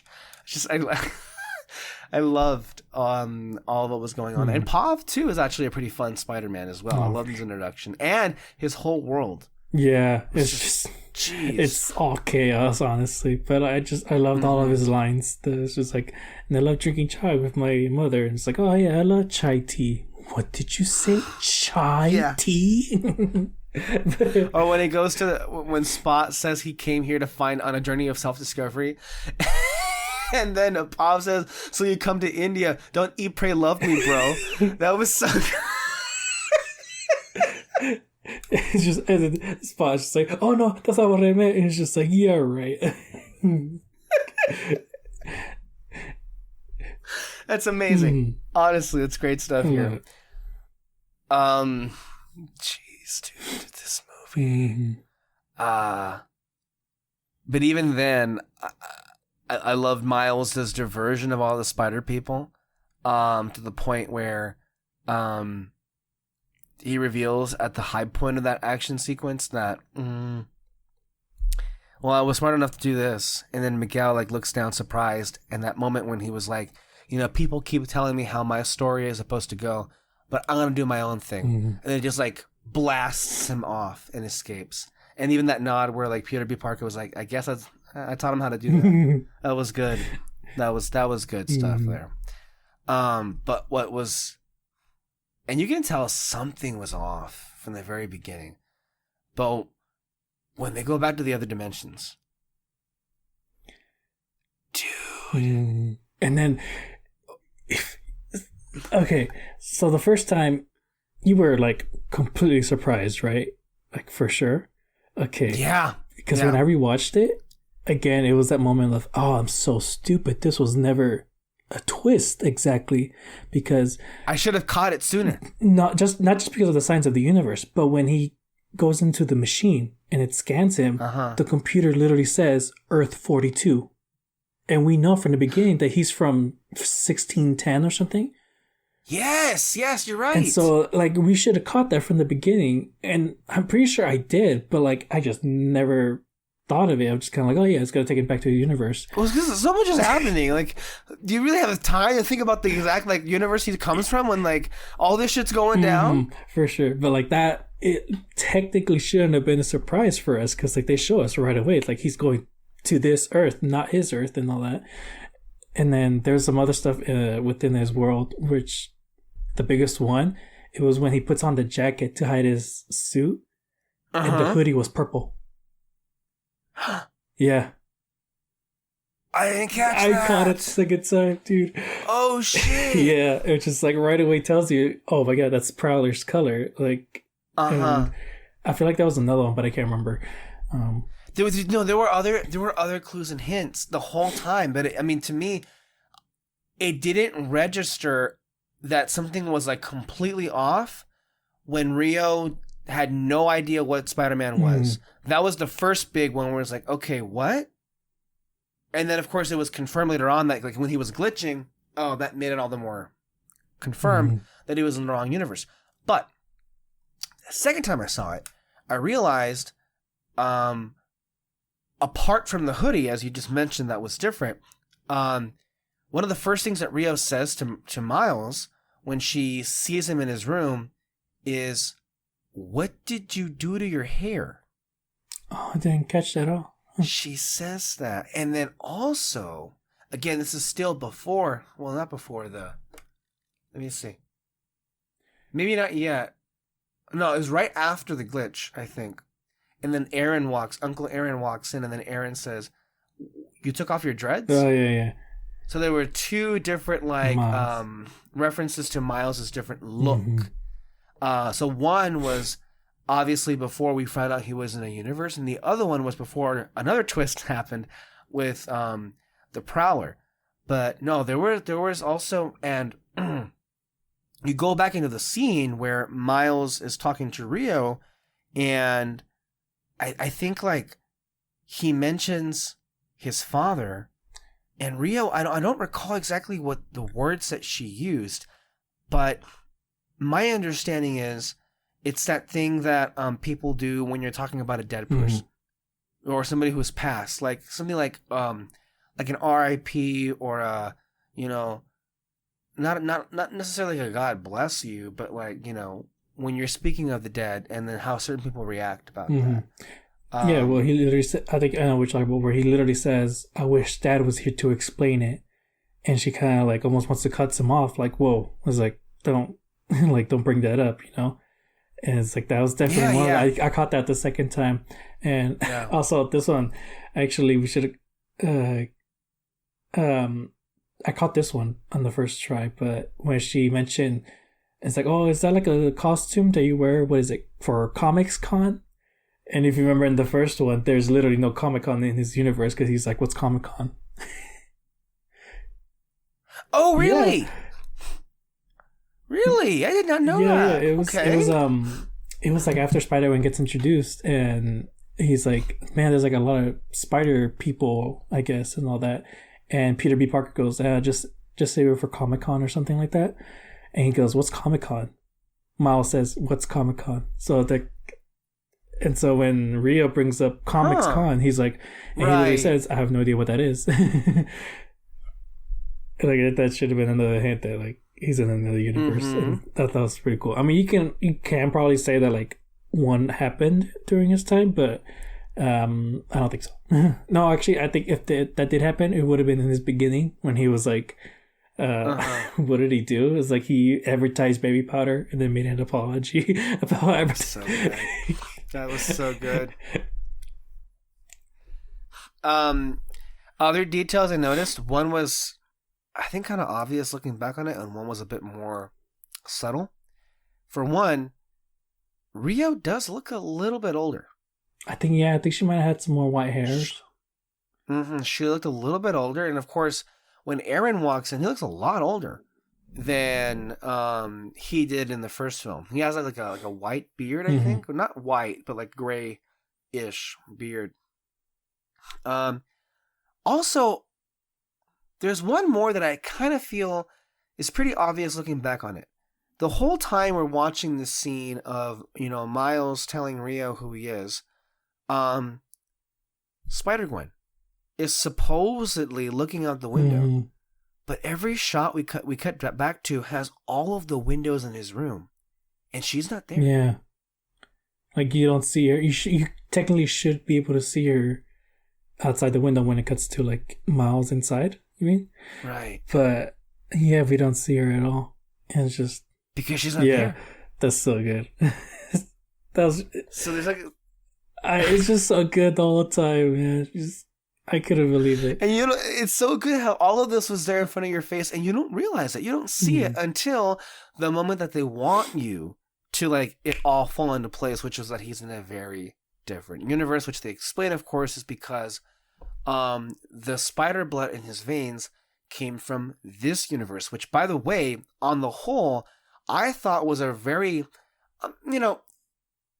a clever retro action, because I don't think it was ever explicitly stated in the first movie that spider that bit Miles came from a different universe. I think we were all operating under the assumption that it was just another spider that got loose in that universe. But it was never stated that this came from a different dimension. It was never stated, but we should have caught it, because when Miles sees it, like the dead body of it, it starts glitching. Mm-hmm. And so you just kind of like, but I thought of it. It was glitching? Yeah, in the first one. When he goes back to where he painted the no expectations thing, he sees the spider and he's like, it looks like a normal spider to me, and then it starts glitching. But to me, I took it as just like, oh, well, it's like a super powered spider, because how else would it give him powers, like it's. And so maybe that's why. That's how I thought of it. But no, like we should have thought of it as like, no, it's from another dimension. Wow. Well, my mind is just I didn't catch that at all, but damn, if that's true, then we should have realized it. Wow. But it's also, I mean, when we find that out, and man, I love the revelation that was made, which also explains why Miguel was just so antagonistic toward, Miles, especially, going a few scenes back, when he very angrily reveals to him, very much, he didn't say the words, but you can tell this is why he hates him so much, or doesn't like him all that much, is because he calls him the original anomaly. That spider did not come from his universe, that there's a whole universe right now that doesn't have a Spider-Man because it was transported somewhere else, and then it bit him, and then when it bit him, and it caused him to be in the same area that his universe is Peter Parker, that he would have stopped Kingpin. He wouldn't have been killed, and the Collider wouldn't have started. It wouldn't have been allowed to continue to the point that it ended up going to in that film. And it's like, damn, he's kind of right. That none of those things would have really panned out the way that they did. Which kind of really crystallizes Miguel's whole antagonism towards him as a mistake, which Miles, only a further betrayal on the part of Peter B. Parker and Gwen for not telling him, and then it also kind of makes sense for why they didn't go see him. I don't know if it did come across as a bit shady very early on in the film, when out of nowhere Gwen came back and she didn't say why she hadn't come to see him in months. Also, by the way, one of the moments that didn't ring true, but then very shortly thereafter, in the scene where Miguel is telling them about all the connected canon events, where Miles swings in to save Inspector Singh, and then Gwen kind of tries to stop him. On first watch, in that moment, sure, you can make the argument that she's trying to save him, and she is, but that there's a part of her character that doesn't ring true when she's trying to stop another Spider-Man from saving someone, unless, of which of course we find out later on, she knows that she's supposed to let him die because of the canon event being disrupted, and therefore leading to the possible erasure of that reality. So there's a lot of things hidden in plain sight the entire time. and it doesn't all click until it reveals itself to you, which to me is the mark of not just great storytelling, but truly talented people working behind the lens to bring this all together. Because when you're operating on this level, when you're operating with these many characters, these many storylines, to be able to effectively execute that is honestly a feat. And then also, with how much it leaned into the events of the first film, and granted, several franchises do this, but you do run the risk of breaking something as far as consistency is concerned when you begin to maybe change or alter some deeper ongoings that happened in the first film that we necessarily were not privy to. But to me, that whole thing with the spider very much felt like a retroaction, but one that they were able to cleanly do. But then you're saying to me, no, the spider was glitching. And then like, well, that wasn't a retroaction. It was just there the whole time. We just didn't notice it. That's insane. Yeah. That is to me, that's the kind of writing I really appreciate and love. Because it's like, I love it. I love the feeling of like, oh, it was there the whole time in your face. You just didn't realize it. And then when it reveals itself to you, it's like, wow, that's great. So that and by the way, as Brendan Hodges was, I read his little like excerpt earlier on, but what he was saying is still rings true, which is like, yeah, that Rio is not, his mom, but his whole like assertion of who his identity is and him like being comfortable and secure enough to express that to her, that still rings true for Miles, even if it was the wrong mom. Yeah, for sure. So all that plays out well. But before we get to that Prowler thing at the end, we should talk about Gwen and her dad, Captain Stacy, because I was actually kind of like shocked and surprised earlier on in the film, in the prologue, because when he catches her and she unmasks herself, you come to expect like, okay, well, this is the point where he'll put his gun down and he'll accept her. No. No. And he was like going back to reading her the Miranda rights. I'm like, you asshole. Yeah. Oh my God. I couldn't believe it. How did you react when you were watching that shit? Yeah, I got sad too. Because usually it's, they get so shocked that's their chance to like get out, and then hopefully they can talk later. But no, she stays and actually like tries to talk it out with him and all that. But he's just, actually, first of all, I love the moment though, right before she revealed her identity, where he was like, suspect his arm and blah, blah, blah. She's like, I don't have any webs anymore. It's like, what are you doing? Like, please let me just explain. And he just shoots the gun up, like, shut up, and then that's when like shit got serious. I think I heard something like gas in my theater and all that. Like people were shocked. But then she reveals herself, and it was just sad because like, dang dude, that's your daughter. Like she can't be a murderer. Talk about like the worst kind of rejection too. She's literally being arrested because of who she is. I mean, you can't get any sadder than that. That was hard to see. Like every time in the other two screenings, when I knew that moment was about to come up, I was like, can we skip this? This is really sad to see. Honestly. But then it comes back around when, she gets kicked out of the Spider Society, and then she comes back. And then we get to see the reconciliation between the two. And when, I don't know how long she'd been gone, but enough time to where he appears a bit more disheveled, not necessarily in the best place. And then I love the moment where, when she sneaks back into her place and she sees that he's asleep, and then she decides to leave. You see it on the screen where she's about to, swing out the window, but she catches a reflection of her dad about to turn on the light, but in the shadow reflection, it looks like he's holding a gun. But then when she stops him through her webs, and as he like turns the light back on, he's not holding a gun. I think he's holding a teddy bear or something.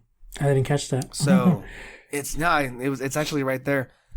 But it was a really nice reconciliation, and it was so beautiful that he basically like quit being a cop halfway through his speech or her speech about like how much she had moved him to really much just accept her.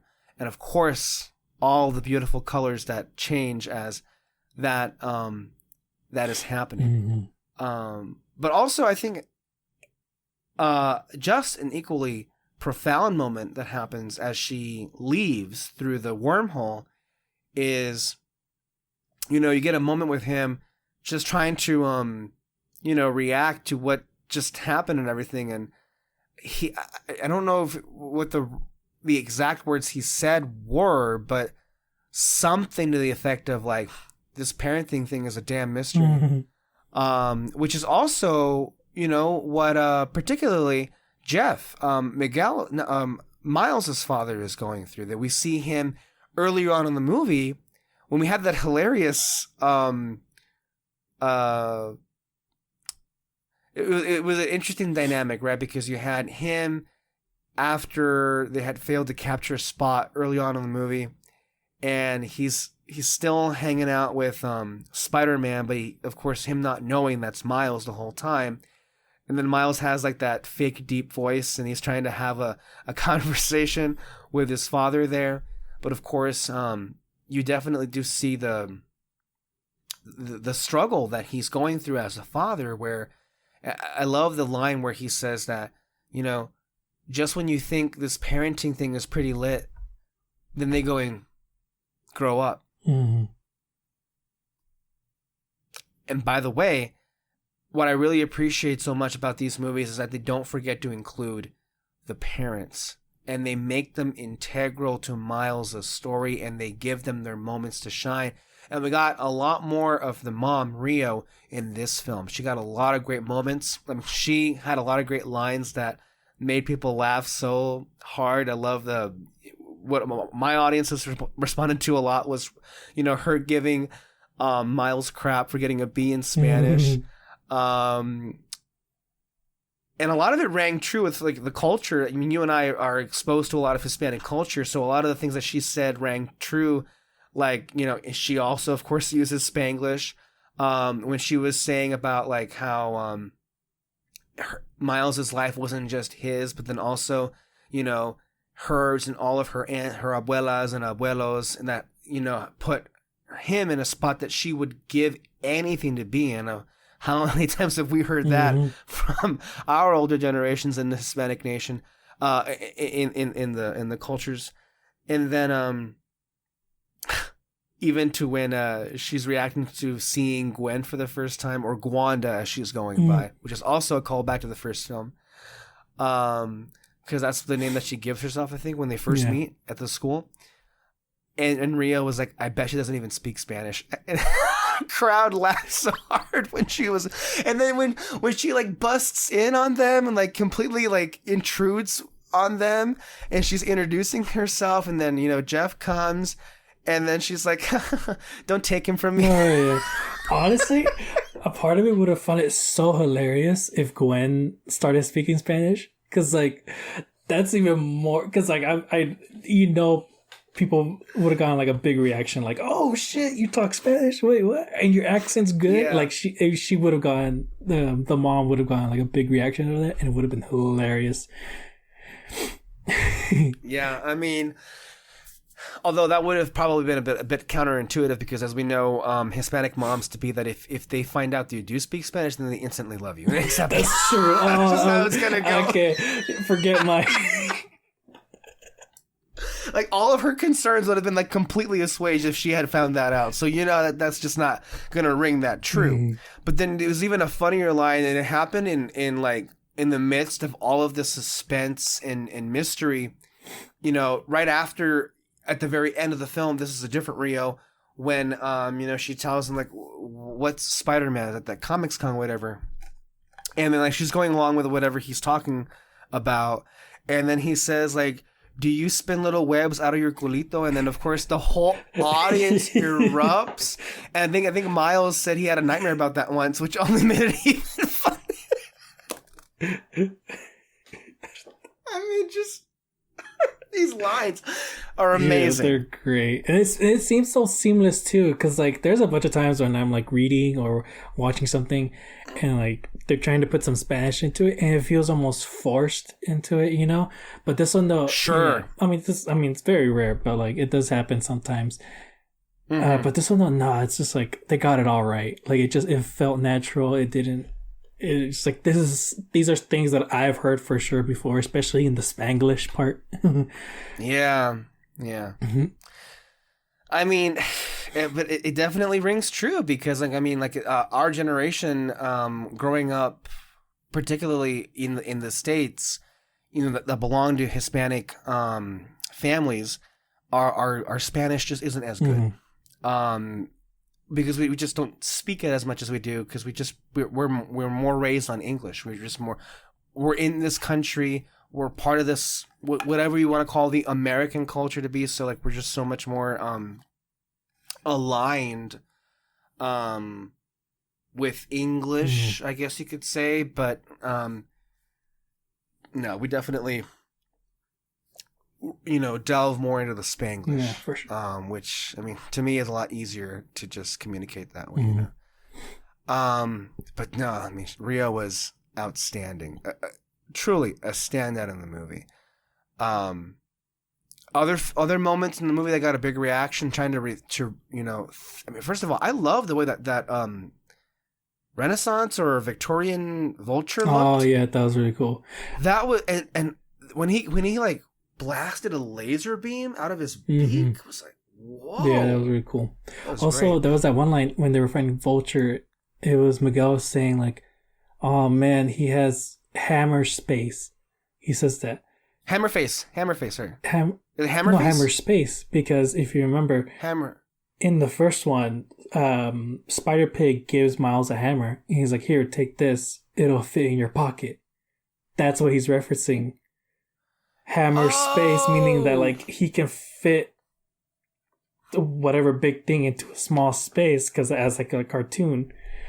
And so that was what he was referencing. I did not catch it the first time. Neither did I, obviously. But also that in and of itself was, talk about going deeper into this movie, feeling like part comic book, even more so than the first film. Not just that it opens with like approved by the Comics Authority, whatever it was, but on the screen there were like these side things that would add more context if you care to read it. Yeah. Like when Hobie was saying like, you're not going to Scooby-Doo me. Oh, yeah.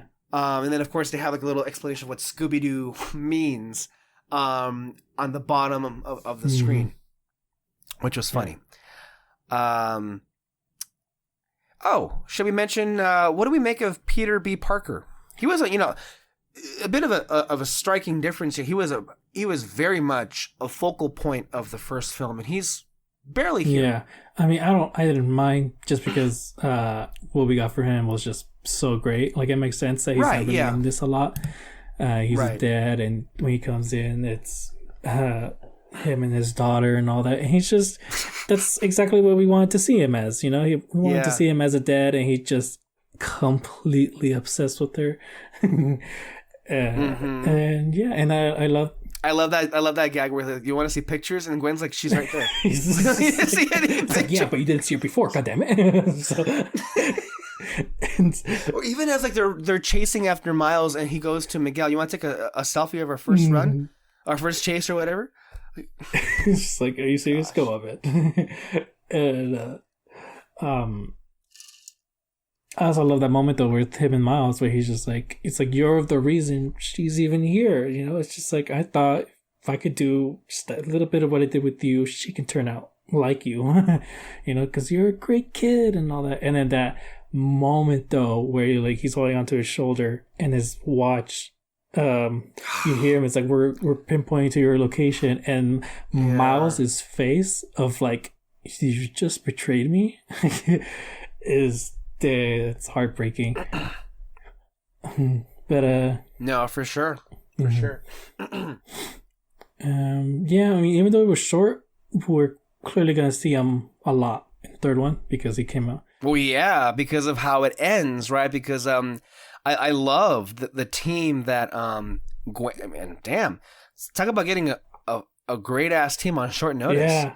Like, she got freaking not just Hobby and Peter B. Parker, but she got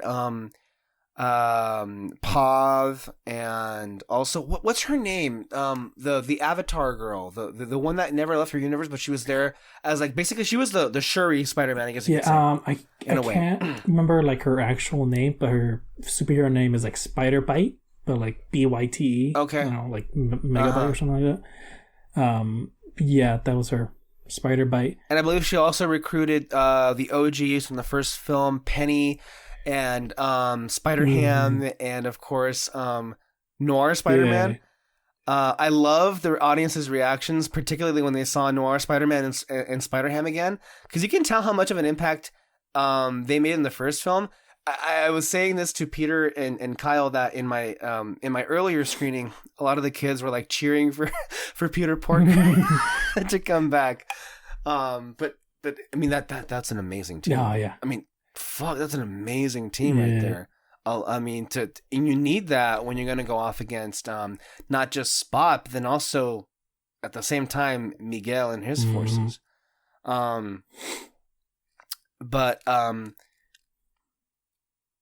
That whole sequence and of course the score as that's ramping up at exactly the right moments, as Houston was saying, like it all of it helped to make it an electrifying ending. And then of course it's just like it cuts to black, to be continued, and it's like, what? But of course, one thing we didn't address was another twist at the end of the film where, and I love how they play this because you're not exactly sure what happened, but something knocked Miles out. He's chained to a punching bag, and then he's with Aaron, and so you think like, well, yeah, Aaron's the Prowler. He maybe got tipped off by maybe somebody in the Spider Society, and then maybe they're gonna pay him for capturing him. He doesn't really say much of anything. He puts on the Prowler hand, takes a good chunk out of that punching bag, and it stops everybody in their tracks. But then when he says, like, no, he isn't the Prowler, hands the claw basically to who is the Prowler. And then I think the first thing that he asks Miles is, so your father is still alive, huh? At what point did you realize who that was? Oh, right from the beginning. Okay. Yeah. As soon as like the uncle showed up in the apartment, and I was like, oh no! Like I knew right away like what the situation was. Like he comes in, the family, he helps him out and all that, but he also what I thought, the uncle brought Miles into his criminal organization. Like he made him into a Prowler Junior. But no, what we find out later on is like he was. Well, then maybe he did, but then at some point maybe he retired and handed off the mantle to Miles. That could be also true, but I mean, from what I got is that he was never the Prowler to begin with. I mean, I don't know if he was just a good guy or maybe... Because you can also say that part of the reason he became the Prowler in the beginning was because of Spider-Man coming in. Like, he had the superpower being, he had to step up his own game. And so that's how he became the Prowler. But in this universe, though, there was no Spider-Man at all. So there was no reason for him to become the Prowler in a sense. And so what happened though was the Miles from that universe, he wanted to, I'm willing to bet that he probably wanted to avenge his dad, ask his uncle for help and all that, and he became the Prowler. My biggest question though is, what exactly does he want with our Miles? Right, right. It ain't clear. Yeah, it ain't clear. I don't really see a reason as to why he would not let him go. I mean, maybe it could be as simple as the Spider Society did tip them off and maybe like used them to capture Miles.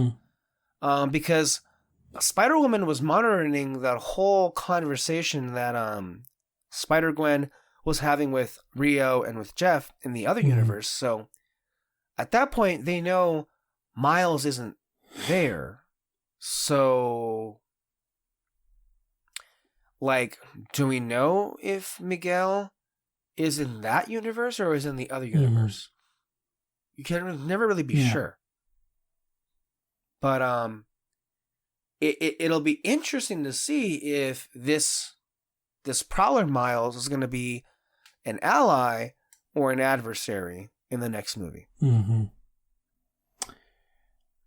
I'm curious though, like what our Miles would take from it if that other Miles is like could truly be like a villain towards him and all that. I mean, I don't know. Like, is our Miles gonna try to get him on the good side, or is he gonna tell him to stop being the Prowler and become Spider-Man? Or I don't know. I'm curious. Like, what exact? Because I feel like that's just got to be a lesson in that moment of like what he's gonna face off with. So, why do we have to wait a year? Hey, be lucky it's just that. That's true. It could have been 2+ or 3+. I mean, keep in mind, 5 years passed between Into the Spider-Verse and Across the Spider-Verse. And technically speaking, I want to say that originally, we were supposed to have gotten this movie a lot sooner, like about a year ago, back in 2022. Which wouldn't that have been something to have gotten that and Everything Everywhere All at Once released in the same calendar year? That would have been cool. That would have been cool and funny. But then, you know, when you look at this movie and look at how just overwhelmingly successful it was in just about everything that it did, how do the other like comic book films that are going to be, you know, multiversal storylines that are, you know, are going to look a lot like how they do here, how are they going to compare? Like in 2 weeks, how is The Flash, as good as it may be, how is that going to compare to this? And more importantly, I'm sorry to say, who was going to care about Secret Wars after watching this and then Beyond the Spider-Verse?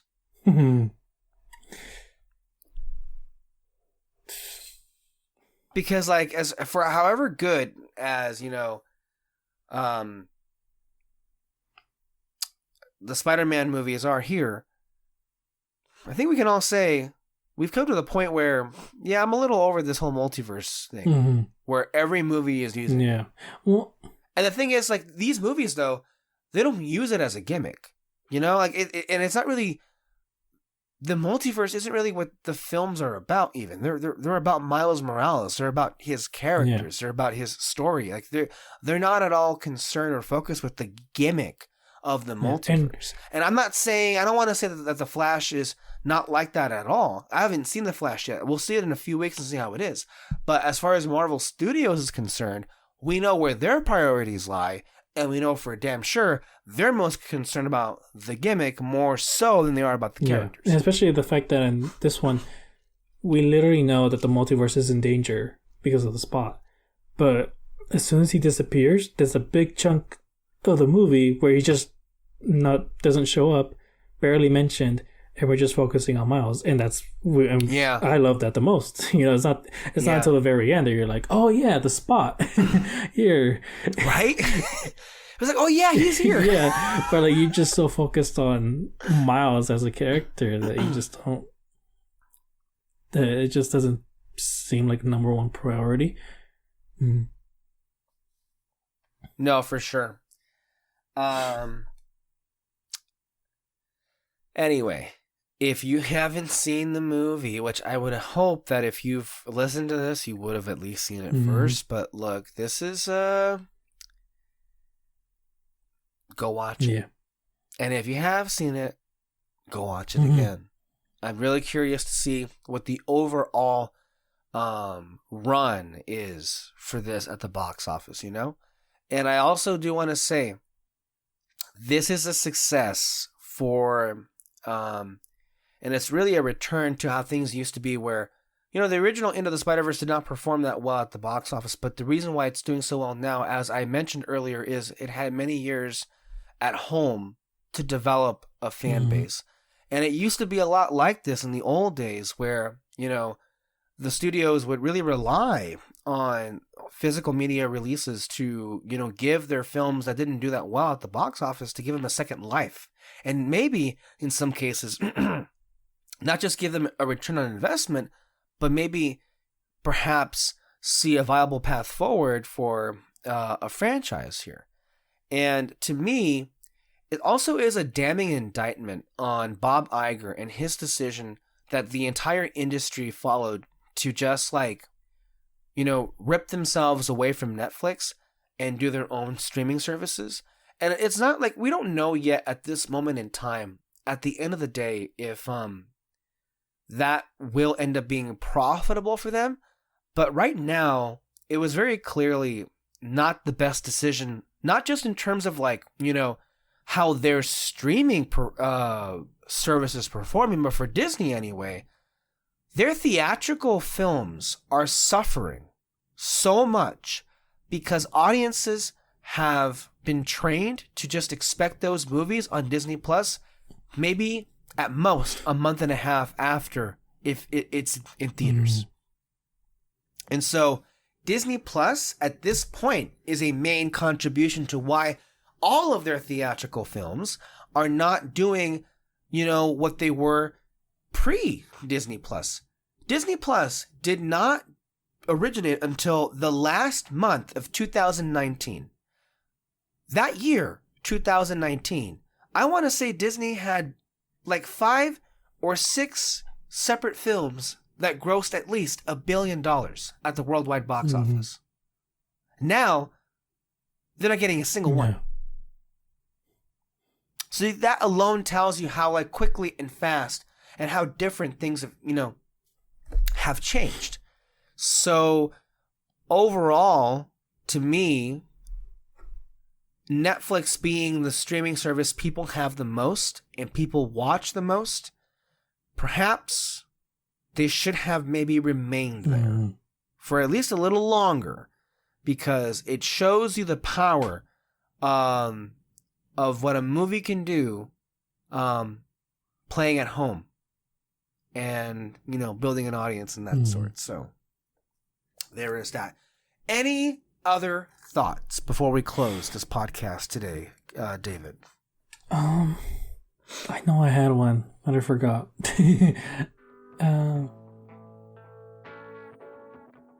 No, I can't remember. No, that's it then. Well, I guess that's that. We will be here for The Flash the next time on our podcast here. Stay tuned for more content here on Red Spotlight, podcasts on Sundays, anywhere you listen to podcasts. We'll catch you back here under a Red Spotlight, and we'll see you next time. Bye, everybody. Bye.